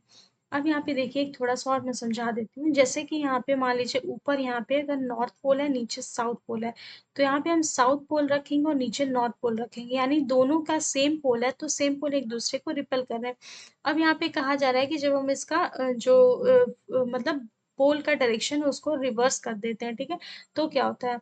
तो देखिए अगर मान लीजिए ऊपर साउथ पोल कर देते हैं, नीचे नॉर्थ पोल, इसको भी रिवर्स करते हैं इसका पोल, तो यहाँ पे भी नॉर्थ पोल होगा, नीचे साउथ पोल होगा, तो वही सेम कंडीशन होगा, दोनों एक दूसरे को रिपेल करेंगे और जो सेकंड वाला मैग्नेट है वो फ्लोट करता रहेगा। ठीक है। अब नेक्स्ट, ये वाली जो एक्टिविटी है आप सबने जरूर अपनी लाइफ में की होगी, इलेक्ट्रोस्टैटिक फोर्स। अब इलेक्ट्रोस्टैटिक फोर्स की कौन सी एक्टिविटी यहाँ पे बुक में दी है? तो देखिए सबसे पहले एक प्लास्टिक की क्या है? स्केल है। ठीक है। और यहाँ पे कुछ पेपर्स के टुकड़े हैं। तो यहाँ पे क्या हो रहा है कि जैसे कि हम लोग बचपन में स्कूल में क्या करते थे कि प्लास्टिक की स्केल लेंगे, उसको कहीं रब करेंगे, चाहे बाल में ऐसे रब करेंगे या फिर अपने कपड़े पे ऐसे रब करेंगे। रब करने के बाद जो पेपर के टुकड़े होंगे उस पे ऐसे पास में ले जाएंगे तो क्या होगा, उस जो पेपर के टुकड़े हैं वो प्लास्टिक वाले स्केल से चिपक जाते थे, तो हम लोग को लगता था अरे ये तो कुछ जादू हो गया। ठीक है, पर वो जादू नहीं था, वो इलेक्ट्रोस्टैटिक फोर्स का कमाल था। तब हम पढ़ते हैं एक्टिविटी 5.6 में। टेक अ प्लास्टिक स्केल, एक प्लास्टिक की स्केल लेनी है, प्लास्टिक का स्ट्रॉ भी ले सकते हैं या पीस ऑफ पॉलिथीन, या कोई पॉलिथीन का पीस भी ले सकते हैं। ठीक है, सॉरी, मतलब प्लास्टिक का स्केल लेंगे या प्लास्टिक का स्ट्रॉ लेंगे, उसके साथ हमको एक पीस पॉलिथीन का लेना है and small piece of paper, और पेपर के छोटे छोटे टुकड़े लेने हैं। रब प्लास्टिक स्केल, प्लास्टिक स्केल को रब करेंगे या फिर स्ट्रॉ को विगरसली विद पॉलिथीन, यानी पॉलिथीन के साथ विगरसली बहुत तेज तेज से हम ऐसे रब करेंगे। And do not touch the रब पार्ट, उस रब पार्ट को जहाँ जिस एरिया में, जैसे कि स्केल है इस वाले एरिया में अगर हम रब किए तो उसको हम क्या करेंगे, उसको टच नहीं करेंगे विथ योर हैंड, अपने हाथ से या फिर किसी मेटल ऑब्जेक्ट से। Now bring it close to small piece of paper placed on a table and taking care not to touch the paper piece. And do you notice something surprising? क्या आपने कुछ सरप्राइजिंग नोट किया? मतलब कुछ आपको ऐसा देख के कुछ आश्चर्य लगा? तो हमको यहाँ पे बताना है। ठीक है, एक सेकेंड।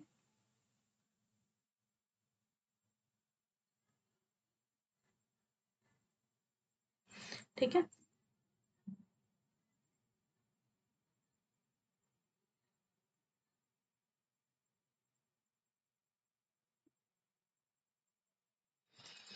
ओके, अब आगे क्यों बढ़ते हैं। ठीक है।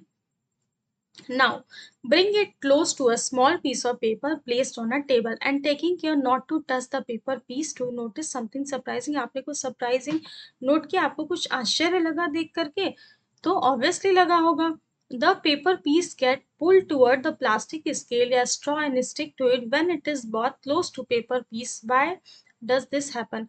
अब ये जो पेपर के पीस हैं वो क्या हो प्लास्टिक स्केल की तरफ क्यों पुल हुए, क्यों खींचे चले आए, क्यों चिपक गए उससे? तो ऐसा इसलिए हुआ क्योंकि when two object of a certain material, यानी दो ऑब्जेक्ट हैं सर्टेन मटेरियल की, जब हम उसको साथ में रब करते हैं तो इलेक्ट्रिक चार्जेस बिल्डअप होते हैं उसके सरफेस पे and these charges are static charge. उस चार्ज को हम स्टैटिक चार्ज कहते हैं. They do not move by themselves, वो खुद से मूव नहीं करता है. The object that acquire static charge is said to be a charge object. ठीक है, जो भी ऑब्जेक्ट जो है वो एक्वायर करता है स्टैटिक चार्ज, उसको हम क्या कहते हैं? उसको चार्ज ऑब्जेक्ट कहते हैं. A charged object attract, that is exert a force on uncharged object made up of certain materials such as a small piece of paper, and this force come into play and even when the bodies are not in contact. Let us do another activity with object made up of different materials. अब यहाँ पे कह रहा है कि जो वो object है अट्रैक्ट हुए उस प्लास्टिक स्केल के तरफ, तो उसमें कैसा चार्ज था? तो उसमें स्टैटिक चार्ज था. ये सब कोई जादू नहीं था, वो एक स्टैटिक चार्ज का कमाल था जिसकी वजह से वो जो पेपर के टुकड़े हैं वो प्लास्टिक की स्केल पे अट्रैक्ट हो गए या चिपक गए. ठीक है, वो खुद से मूव नहीं किए. उनके जो जैसे जब रब किए ना तो वो जो एरिया है वो चार्ज हो गया और चार्ज की वजह से उसमें स्टैटिक चार्ज जनरेट हुआ. स्टैटिक चार्ज की वजह से वो क्या हुआ, पेपर का पीस जो है वो प्लास्टिक की स्केल से अट्रैक्ट हो गया. ठीक है, अब एक्टिविटी 5.7 के बारे में हम पढ़ते हैं. Let us experiment. ठीक है, अब हमें यहाँ पे एक्सपेरिमेंट परफॉर्म करना है. देखिए, दो बलून्स लेना है जैसा कि फिगर ए में हमें लिखा है कि दो अनचार्ज बलून्स. ठीक है, इसमें कोई चार्ज नहीं है. Two balloons, a length of thread, यहाँ पे देखिए एक धागे का टुकड़ा, एंड वुलन क्लॉथ्स. ठीक है, और एक वुलन क्लॉथ्स. ठीक है, ऊनी कपड़ा. Inflated two balloons with and hang them in such a way that they do not touch each other. ठीक है, यानी दो बलून्स हमको लेने हैं और दोनों को ऐसे लटकाना, हैंग करना है कि दोनों एक दूसरे को टच ना करें. ठीक है, be careful not to touch the rub balloon with your fingers. अब क्या करना है, ये दोनों बलून्स को हम जो वुलन क्लॉथ्स हैं उससे रब कर देंगे. ठीक है, बलून को ऐसे हैंग करेंगे और बहुत ज्यादा उसको वुलन क्लॉथ से ऐसे रब कर देंगे. रब करने के बाद हमें ये ध्यान रखना है कि दोनों बलून्स आपस में चिपके नहीं और ना ही उस रब पार्ट को हम अपने हाथ से टच करें. ठीक है, be careful not to touch the rub balloon with your fingers. And what do you observe? फिर आपने क्या ऑब्जर्व किया?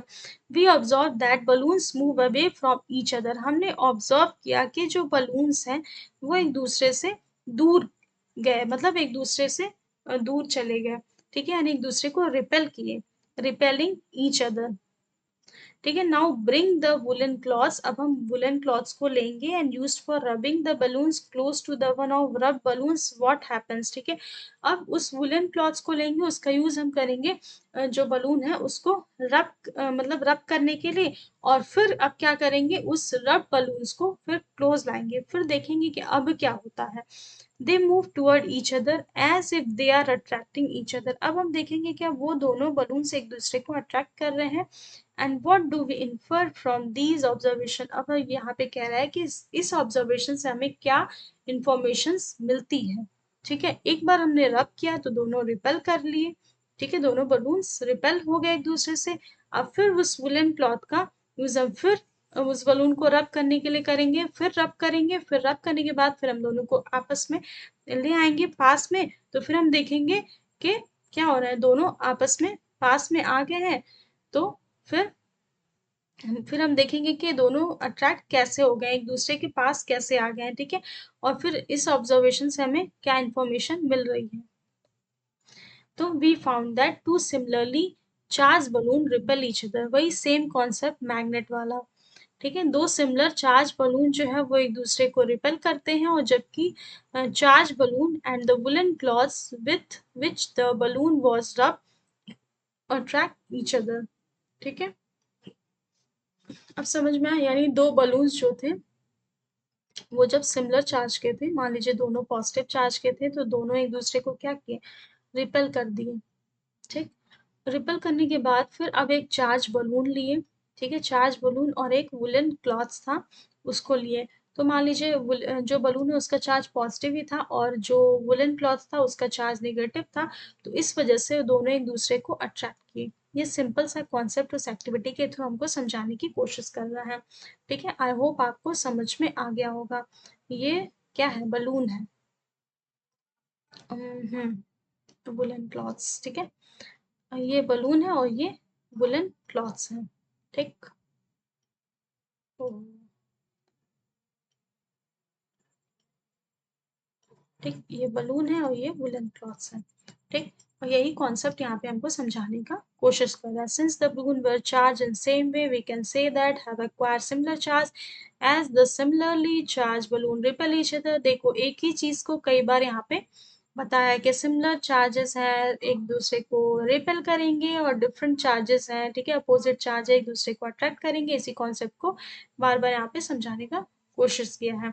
अब यहाँ पे पढ़ते हैं, the force exerted by a charged body on another charged body or uncharged body is called electrostatic force. It is a non-contact force। तो हमें यहाँ पे और एक क्या पॉइंट मिला कि electrostatic force is a kind of non contact force. Electrostatic force is a kind of non contact force.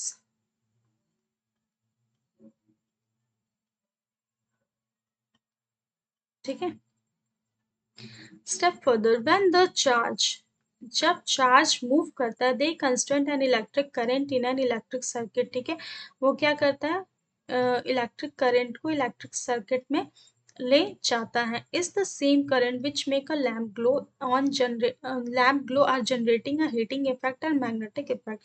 अब यहाँ पे कह रहा है कि जब इलेक्ट्रिक करंट फ्लो होता है, इलेक्ट्रिक करंट जब भी फ्लो होता है तो वो इलेक्ट्रिक सर्किट में उस चार्ज को पहुंचा देता है। वही चार्ज की वजह से क्या होता है, वो बल्ब जो है वो ग्लो कर जाता है। ठीक है, कोई भी ऑब्जेक्ट है जो उससे कनेक्टेड है तो वो ग्लो कर जाएगा, या फिर कोई ना कोई हीटिंग या मैग्नेटिक इफेक्ट जो है वो जनरेट करेगा।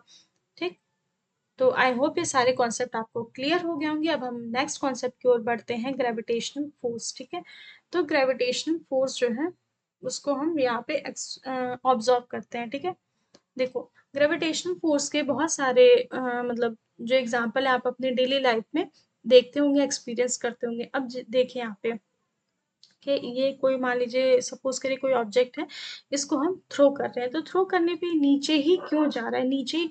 जैसे इसको अगर हम ऐसे छोड़ दें तो ये मेरे हाथ में आ गया। ठीक है, तो ये नीचे ही क्यों आ रहा है, क्योंकि ग्रेविटेशनल फोर्स है, उसको क्या होता है, नीचे की ओर खींचती है।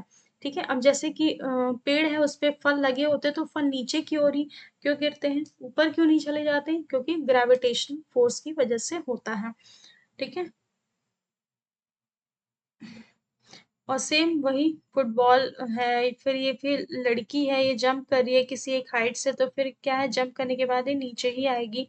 या फिर ये लड़का है, वो इतनी हाइट से क्या कर रहा है, जंप कर रहा है, और जंप करने के बाद वो नीचे ही आ रहा है।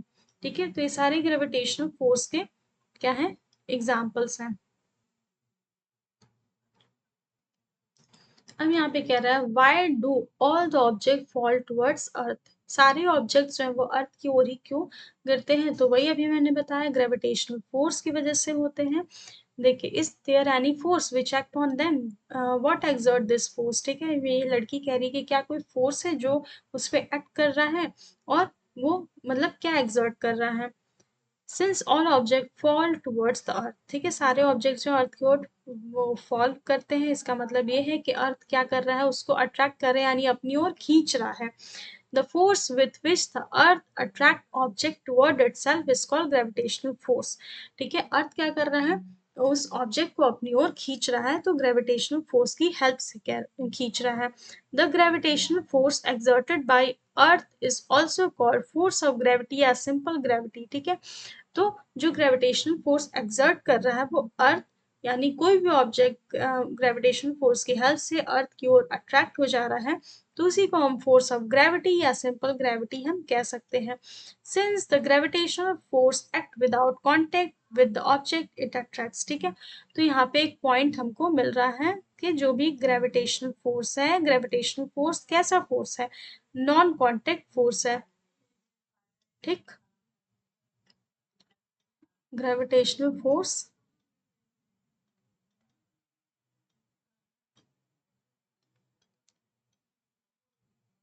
is a gravitational force is a non contact force।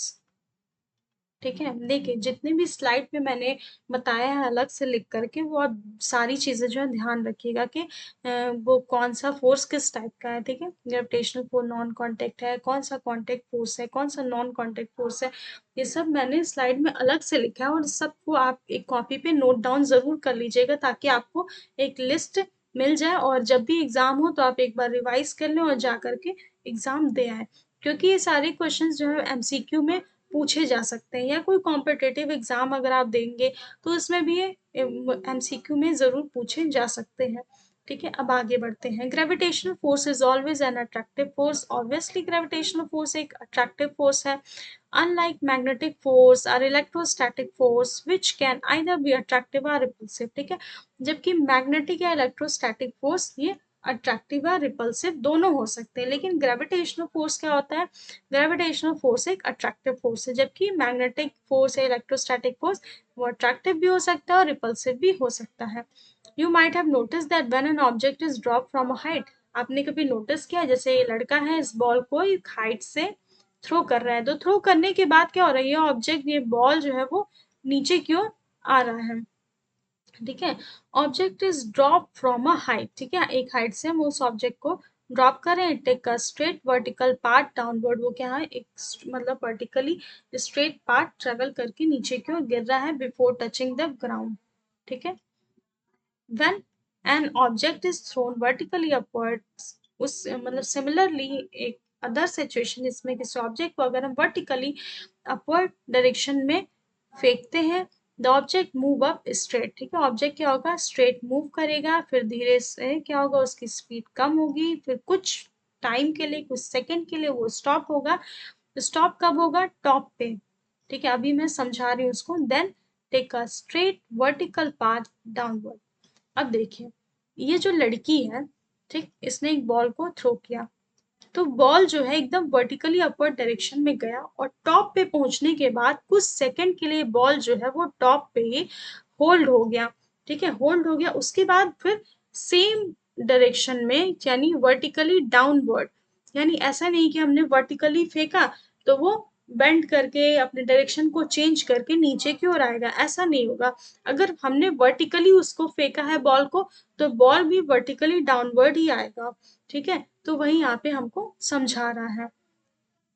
ठीक, while going up the speed of an object goes on decreasing till the object come to a stop।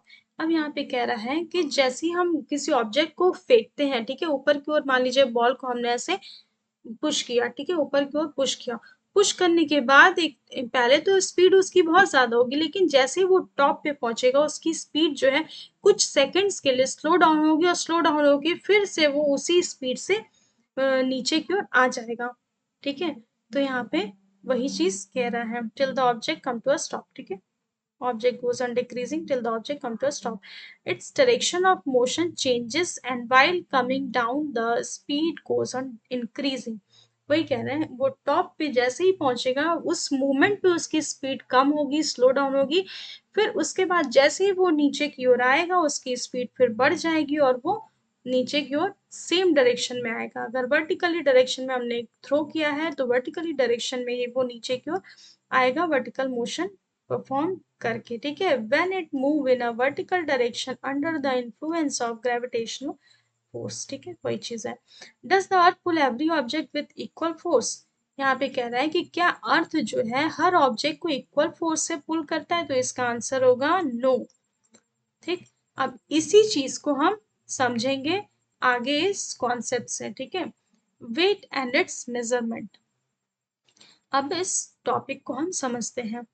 The force with which the earth pull an object toward itself is called weight। अब कह रहा है कि जिस force से अर्थ किसी object को अपनी ओर खींचता है उसको हम वेट कहते हैं, वेट ऑफ एन ऑब्जेक्ट। ठीक है, यानी हर ऑब्जेक्ट की अलग अलग वेट होगी। ठीक, और अर्थ भी जो है उस ऑब्जेक्ट को अगर अट्रैक्ट कर रहा है तो वो अलग अलग फोर्स अप्लाई करेगा। अगर कोई ऑब्जेक्ट लाइट वेट है तो उस पर वो कम फोर्स अप्लाई करेगा, अगर कोई ऑब्जेक्ट हैवी वेट है तो उस पर ज्यादा फोर्स अप्लाई करेगा। तो यानी इसका आंसर तो है नो।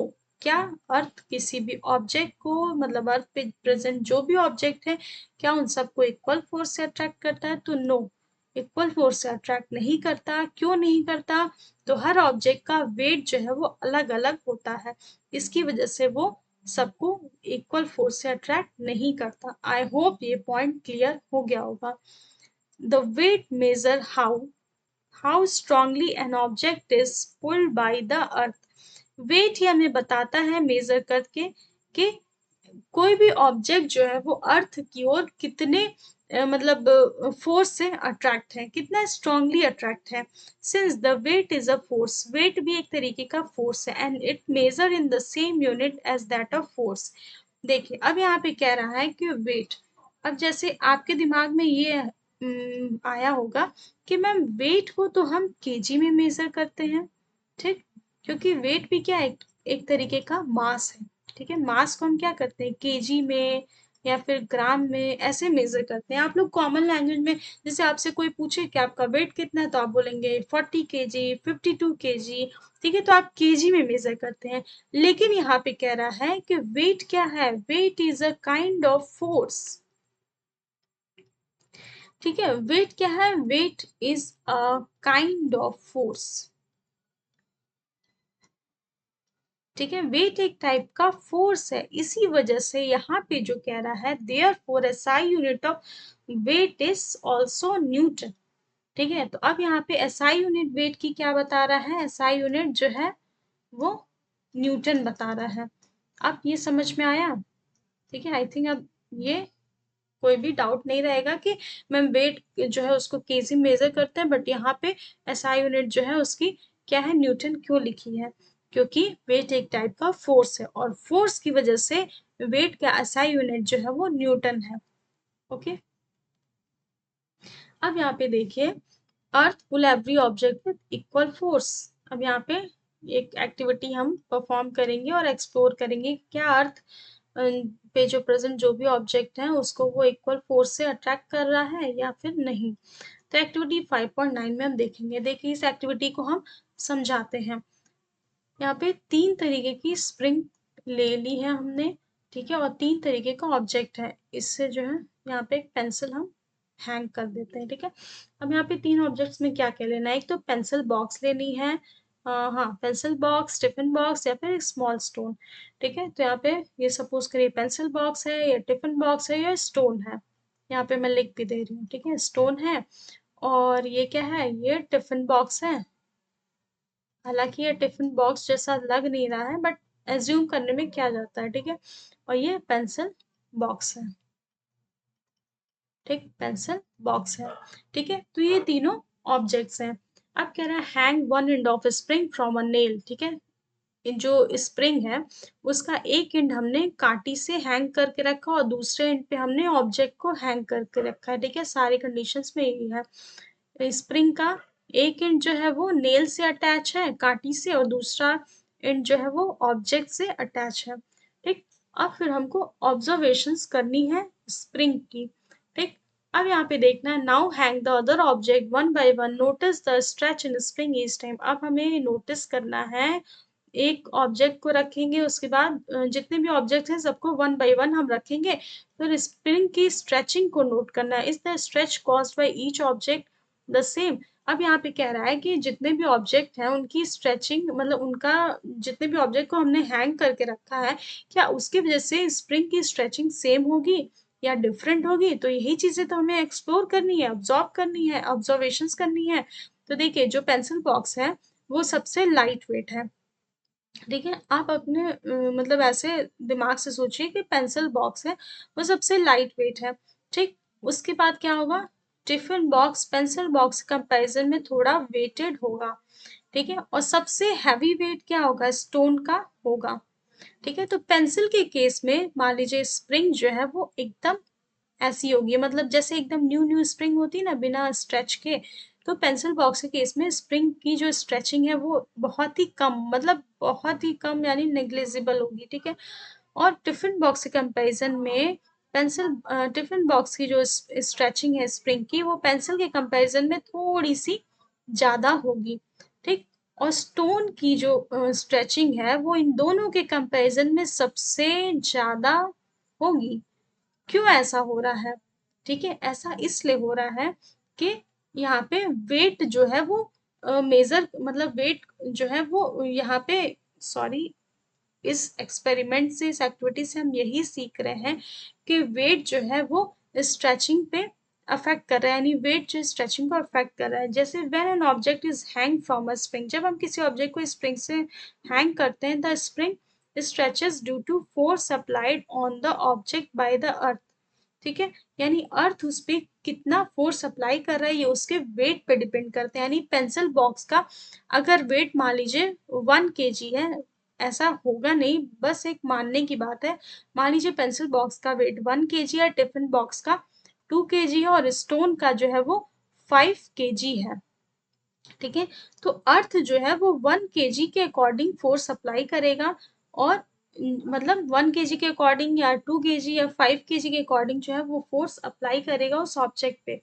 तो we find that stretch caused in the spring is different for different object, यानी जो स्ट्रेचिंग है वो हर ऑब्जेक्ट की अलग अलग होगी। ये इंडिकेट कर रहा है that earth pulls different objects with different force, यानी अर्थ जो है हर ऑब्जेक्ट को पुल करता है, वो डिफरेंट फोर्सेस से पुल करता है। वो किस पे डिपेंड करता है, तो उस ऑब्जेक्ट के वेट पे डिपेंड करता है कि उस ऑब्जेक्ट का वेट अगर ज़्यादा है तो ज़्यादा फोर्स अप्लाई करके उसको पुल करेगा अपनी ओर, अगर कम है तो कम फोर्स अप्लाई करके पुल करेगा, ठीक है। आई होप अब ये क्लियर हो गया होगा, ठीक है। तो यहाँ पे वेट जो है वो डिपेंड करता है कि अर्थ उस ऑब्जेक्ट को खींचने में कितना फोर्स अप्लाई करेगा।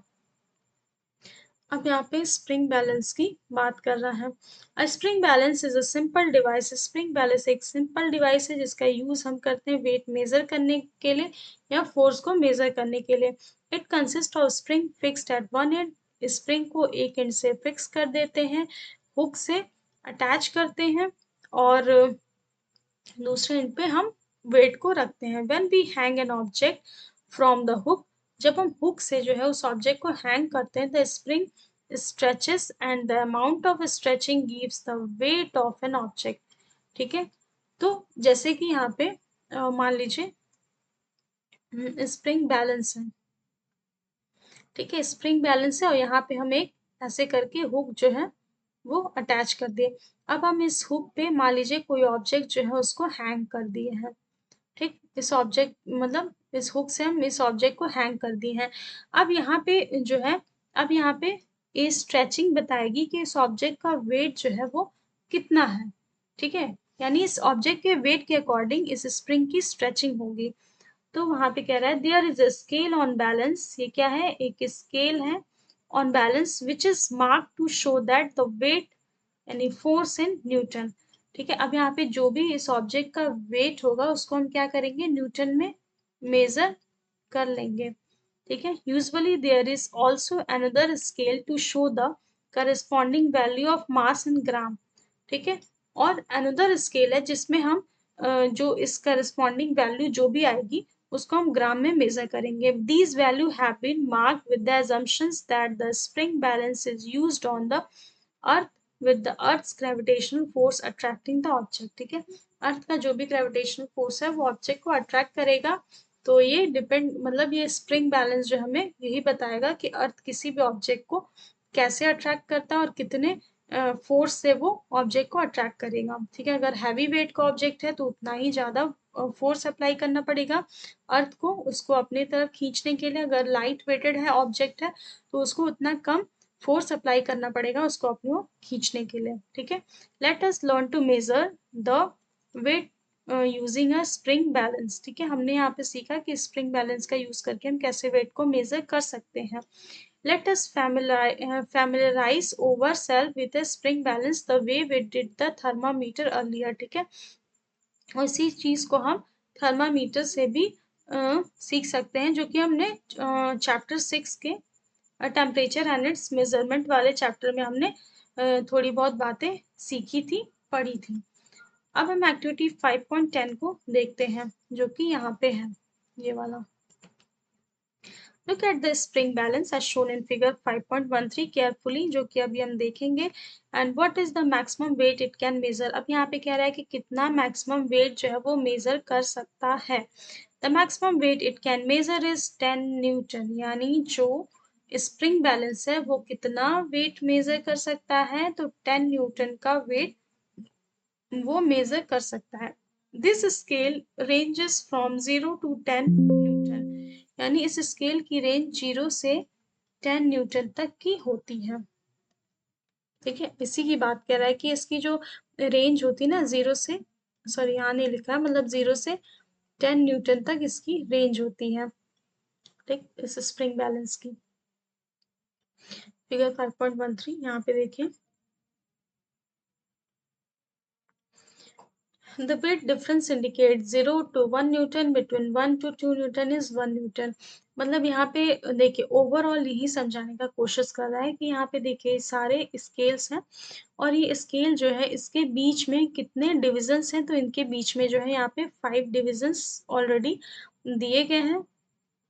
ठीक है, how much weight does one small division indicate. अब यहाँ पे कह रहा है कि ये जो स्मॉल डिवीजन है वो कितना वेट को इंडिकेट कर रहे हैं। ठीक है, one small division can weight 0.2 newton. ठीक है, एक स्मॉल डिवीजन जो है वो कितना इंडिकेट कर रहा है, यानी 0.2 न्यूटन का वेट इंडिकेट कर रहा है। अब जैसे एक फॉर्मूला होता है, weight is equal to mg। ठीक, हमने पढ़ा है। तो यहाँ पे कह रहा है एक स्मॉल डिवीजन 0.2 न्यूटन का वेट जो है वो मेजर कर रहा है। The smallest value and the spring balance can read 0.2 Newton wait. अब यहाँ पे कह रहा है कि सबसे स्मॉलेस्ट वैल्यू जो है स्प्रिंग बैलेंस की वो 0.2 न्यूटन की है। Okay, now using this method, इस मेथड का हम यूज करके हम कैलकुलेट करेंगे स्मॉलेस्ट वैल्यू ऑफ वेट, यानी वेट की सबसे स्मॉलेस्ट वैल्यू जो उसको हम कैलकुलेट करेंगे। ओके, तो यहाँ पे हम बता दें कि जो g की वैल्यू है वो अप्रोक्सीमेटली कितनी होती है, 9.8, और एग्जैक्टली जो है हम इसको 10 न्यूटन जो है वो लिख सकते हैं। ठीक है, ओके, और W is equal to M G मैंने बताया। तो यहाँ पे हम अगर हमको मास फाइंड आउट करना है तो mass is equal to W/g हम लिख देंगे। Okay, it can be measured with the spring balance given to you, and your school laboratory may have a spring balance for with which the range and the value of smallest division may be different। ठीक है, अब यहाँ पे कह रहा है कि आपको जो आपके जो स्कूल लैब में, ठीक है, जो स्प्रिंग बैलेंस होगा मे बी उसका जो डिवीजन है वो अलग भी हो सकता है। यहाँ पे जो डिवीजन है वो 5 के रेंज का है, और आपके स्कूल लैब में जो स्प्रिंग बैलेंस होगा उसका डिवीजन जो है वो डिफरेंट हो सकता है। It is therefore always necessary to look carefully, और हमें हमेशा उसको केयरफुली देखना चाहिए at the spring balance or any other instrument. ठीक है, केवल स्प्रिंग बैलेंस को नहीं, लैब में रखे जितने भी इंस्ट्रूमेंट हो उसको केयरफुली देखना चाहिए, ऑब्जर्व करना चाहिए। एंड हमने यहाँ पे सीखा how to measure weight using a spring balance. ठीक है, स्प्रिंग बैलेंस की हेल्प से हम वेट को कैसे मेजर कर सकते हैं हमने सीखा, और वेट का फॉर्मूला हम सबको पता है, weight is equal to M G. अगर हमें मास फाइंड आउट करना है तो मास को भी हम इससे फाइंड आउट कर सकते हैं। ठीक है, और जी की वैल्यू अप्रॉक्सीमेटली 10 न्यूटन के अराउंड होती है। ठीक है, तो इसके थ्रू अगर हमें मास गिवन है और तो हम वेट जो है फाइंड आउट कर सकते हैं। अगर हमें मास गिवन है और जी हमें पता है तो हम वेट जो है वो फाइंड आउट कर सकते हैं इस फॉर्मूले से। ठीक है, अब एक्टिविटी 5.12। ठीक है, लेट अस मेजर। अब हम इस यहाँ पे मेजर करते हैं। Take a spring balance and a few object. ठीक है, एक स्प्रिंग बैलेंस लेंगे और कुछ ऑब्जेक्ट लेंगे, जैसे कि यहाँ पे एक ऑब्जेक्ट लिया है, एक स्प्रिंग बैलेंस लिया है। एंड कीप इन माइंड, दिमाग में हमें ध्यान रखना है that the object should not be heavier than maximum value of weight the spring balance, हमें यहाँ पे ध्यान रखना है कि स्प्रिंग बैलेंस का जो वेट है उससे ज़्यादा इस ऑब्जेक्ट का वेट नहीं होना चाहिए। ठीक है, स्प्रिंग बैलेंस का जितना वेट होगा इस ऑब्जेक्ट का वेट उससे ज़्यादा नहीं होना चाहिए, नहीं तो क्या होगा, ये डैमेज हो सकता है। अब सेकेंड है suspended the object one by one from the hook. अब ये जो हुक लगा हुआ है इससे हम ऑब्जेक्ट को वन बाय वन यहाँ पे सस्पेंड करेंगे and read the scale weight carefully. और फिर यहाँ पे देखें कुछ ऑब्जेक्ट्स दिए हुए हैं उसका वेट दिया हुआ है, तो यहाँ पे हम केयरफुली ऑब्जर्व करेंगे। ठीक है, तो इसको हम लैब में ही कर सकते हैं। ठीक है, तो आप लोग करके ज़रूर देखिएगा कि इसका पेंसिल बॉक्स अगर हैंग करते हैं तो कितना वेट आता है, या partially field water bottle add करते हैं तो कितना वेट आता है, तो इसके ये ऑब्जर्वेशंस आप लोग खुद फिल करिएगा। ठीक है, यू कैन रिपीट एक्टिविटीज 5.12 या 1 सॉरी एक्टिविटी 5.10 या फिर 12 for the mass scale shown on the left side on the spring balance figure 5.13 to measure the mass of an object, जो कि अभी हम पीछे पढ़ के आए हैं। अब आगे हम पढ़ते हैं। ठीक है, बस एक और स्लाइड बची है उसके बाद ये चैप्टर क्लोज। ओके, अब नेक्स्ट स्लाइड हम पढ़ेंगे कि the mass of an object can be measure indirectly by measuring its weight. यानी जो भी मास होता है ऑब्जेक्ट का उसको हम मेजर करते हैं इनडायरेक्टली मेजरिंग इट्स वेट, यानी किसी ऑब्जेक्ट का मास जब हमको मेजर करना होता है इनडायरेक्टली हम उसका वेट मेजर करते हैं। ठीक है, and using a spring balance, एक स्प्रिंग बैलेंस का यूज करके or by comparing its weight with the weight of an object is known as mass. यानी उस ऑब्जेक्ट के वेट को कंपेयर करके, मतलब कंपेयर करते हैं तो उसी को हम मास कहते हैं। ठीक है, एक बीम बैलेंस का यूज करके। And since the weight of an object remain almost the same everywhere on the अर्थ, यानी यहाँ पे कह रहा है कि ऑब्जेक्ट का वेट अर्थ पे कहीं पर भी सेम रहेगा। जैसे कि आपका वेट अगर 40 केजी है तो आप अर्थ में किसी भी डायरेक्शन में चले जाइए, नॉर्थ साउथ ईस्ट वेस्ट, ठीक है, किसी भी जगह चले जाइए आपका वेट 40 केजी ही होगा। ठीक है, so for all practical purpose it is acceptable to weight of an object to find its mass। तो ये प्रैक्टिकल पर्पस से एक्सेप्टेबल है कि अगर हमें किसी ऑब्जेक्ट की वेट को मेजर करनी है तो हमें क्या उस वेट ऑब्जेक्ट का मास जो है वो मेजर करना होगा। As we have learn earlier, हमने सीखा है इन chapter material around dust curiosity grade 6, यानी ग्रेड 6 का एक चैप्टर है मटेरियल अराउंड डस्ट, उसमें हमने इसके बारे में सीखा है। ठीक है, mass is the amount of matter of an object is measured in gram. Mass क्या होता है, वो अमाउंट होता है मैटर का। एक सेकेंड, थोड़ा मेरा पेन ऊपर नीचे चलने लगता है, मैं उसको थोड़ा इरेज करती हूँ।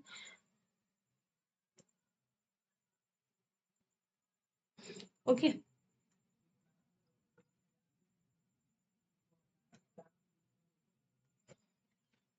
अब देखें, mass is the amount of matter. Mass क्या है, मैटर का अमाउंट है in an object and is measured in gram और kilogram and its value remain the same at every place. इसकी वैल्यू जो हर प्लेस पे सेम रहती है।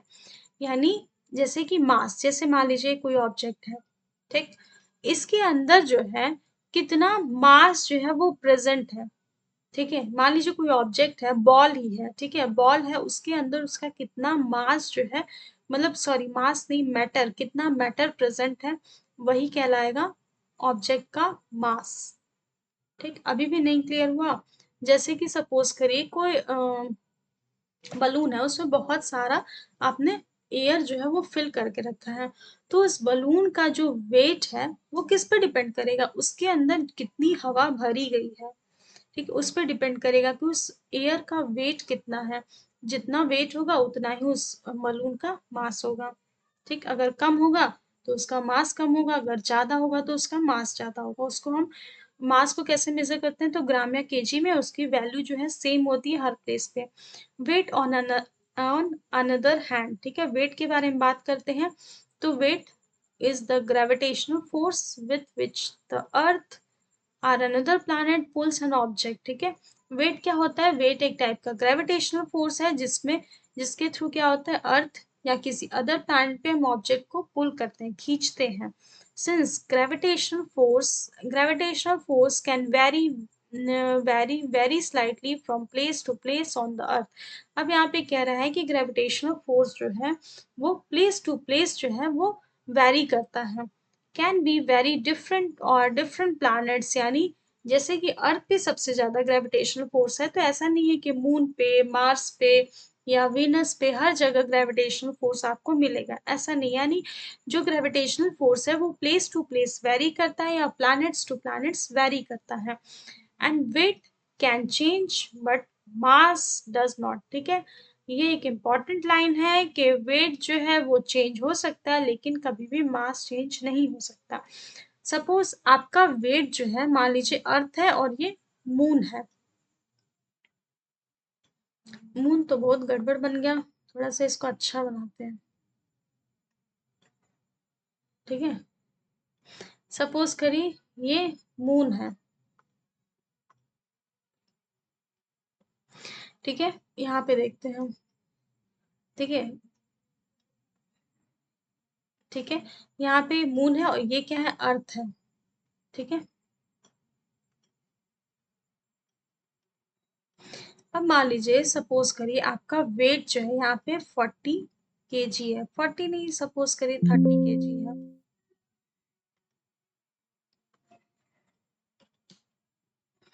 ठीक है, आपका वेट, ओहो, इसको मैं रेस करती हूँ एक सेकंड, कि क्या होने लगा।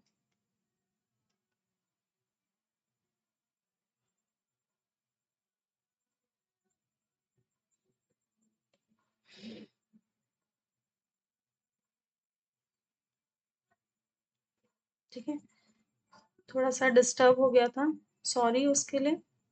फिर से करते हैं। ठीक है, तो अर्थ है और ये मून है। ठीक है, तो सपोज करिए अर्थ पे आपका वेट 30 kg है। ठीक है, 30 kg है, लेकिन जैसे ही आप मून पे जाते हैं तो मून पे आपका वेट कितना होगा, तो ये कॉन्सेप्ट ध्यान रखिएगा। मून पे किसी भी ऑब्जेक्ट का वेट अर्थ के वेट के कंपैरिजन में 1/6 हो जाता है। ठीक है, सपोज करिए आपका वेट 30 kg है अर्थ पे, और अगर आप मून पे जाते हो तो आपका वेट कितना होगा, तो मून पे जाएंगे तो आपका वेट जो है 1/6 हो जाएगा। यानी 6 से इसको कट करेंगे तो कितना, यानी 5 kg वेट आपका कहाँ पे होगा, तो 5 kg वेट आपका मून पे होगा और अर्थ पे वही वेट 30 kg होगा। ठीक है, यानी प्लैनेट्स टू प्लैनेट्स जो है वो वेट जो है वो वेरी करता है।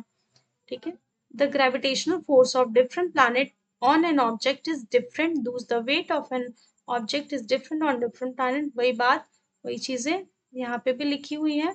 जैसे कि यहाँ पे आपको इस टेबल में दिखाएगा, यहाँ पे क्या है, mass of the object, object का मास है, और वेट ऑफ एन ऑब्जेक्ट। और यहाँ पे जैसे मैंने यहाँ पे इस पॉइंट को इम्पोर्टेंट बताया है, तो ये बहुत ज़्यादा इम्पोर्टेंट है। जैसे कि वेट जो है वो चेंज हो सकता है लेकिन मास कभी भी चेंज नहीं होता। यहाँ टेबल में देखिए, अर्थ पे, मून पे, मार्स पे, वीनस, जुपिटर, हर जगह वेट जो आपको सेम दिख रहा है, 1 kg 1 kg 1 kg 1 kg। लेकिन जैसे ही हम प्लैनेट्स टू प्लैनेट्स जा रहे हैं तो वेट जो है चेंज हो रहा है। यानी अर्थ पे अगर हमारा वेट 10 न्यूटन है तो मून पे 1.6 न्यूटन होगा, मार्स पे जाएंगे 3.8 न्यूटन होगा, वीनस पे जाएंगे 9 न्यूटन होगा एंड जुपिटर पे 25.4 न्यूटन होगा। ठीक है, तो planets to planets, place to place gravitational force vary करता है।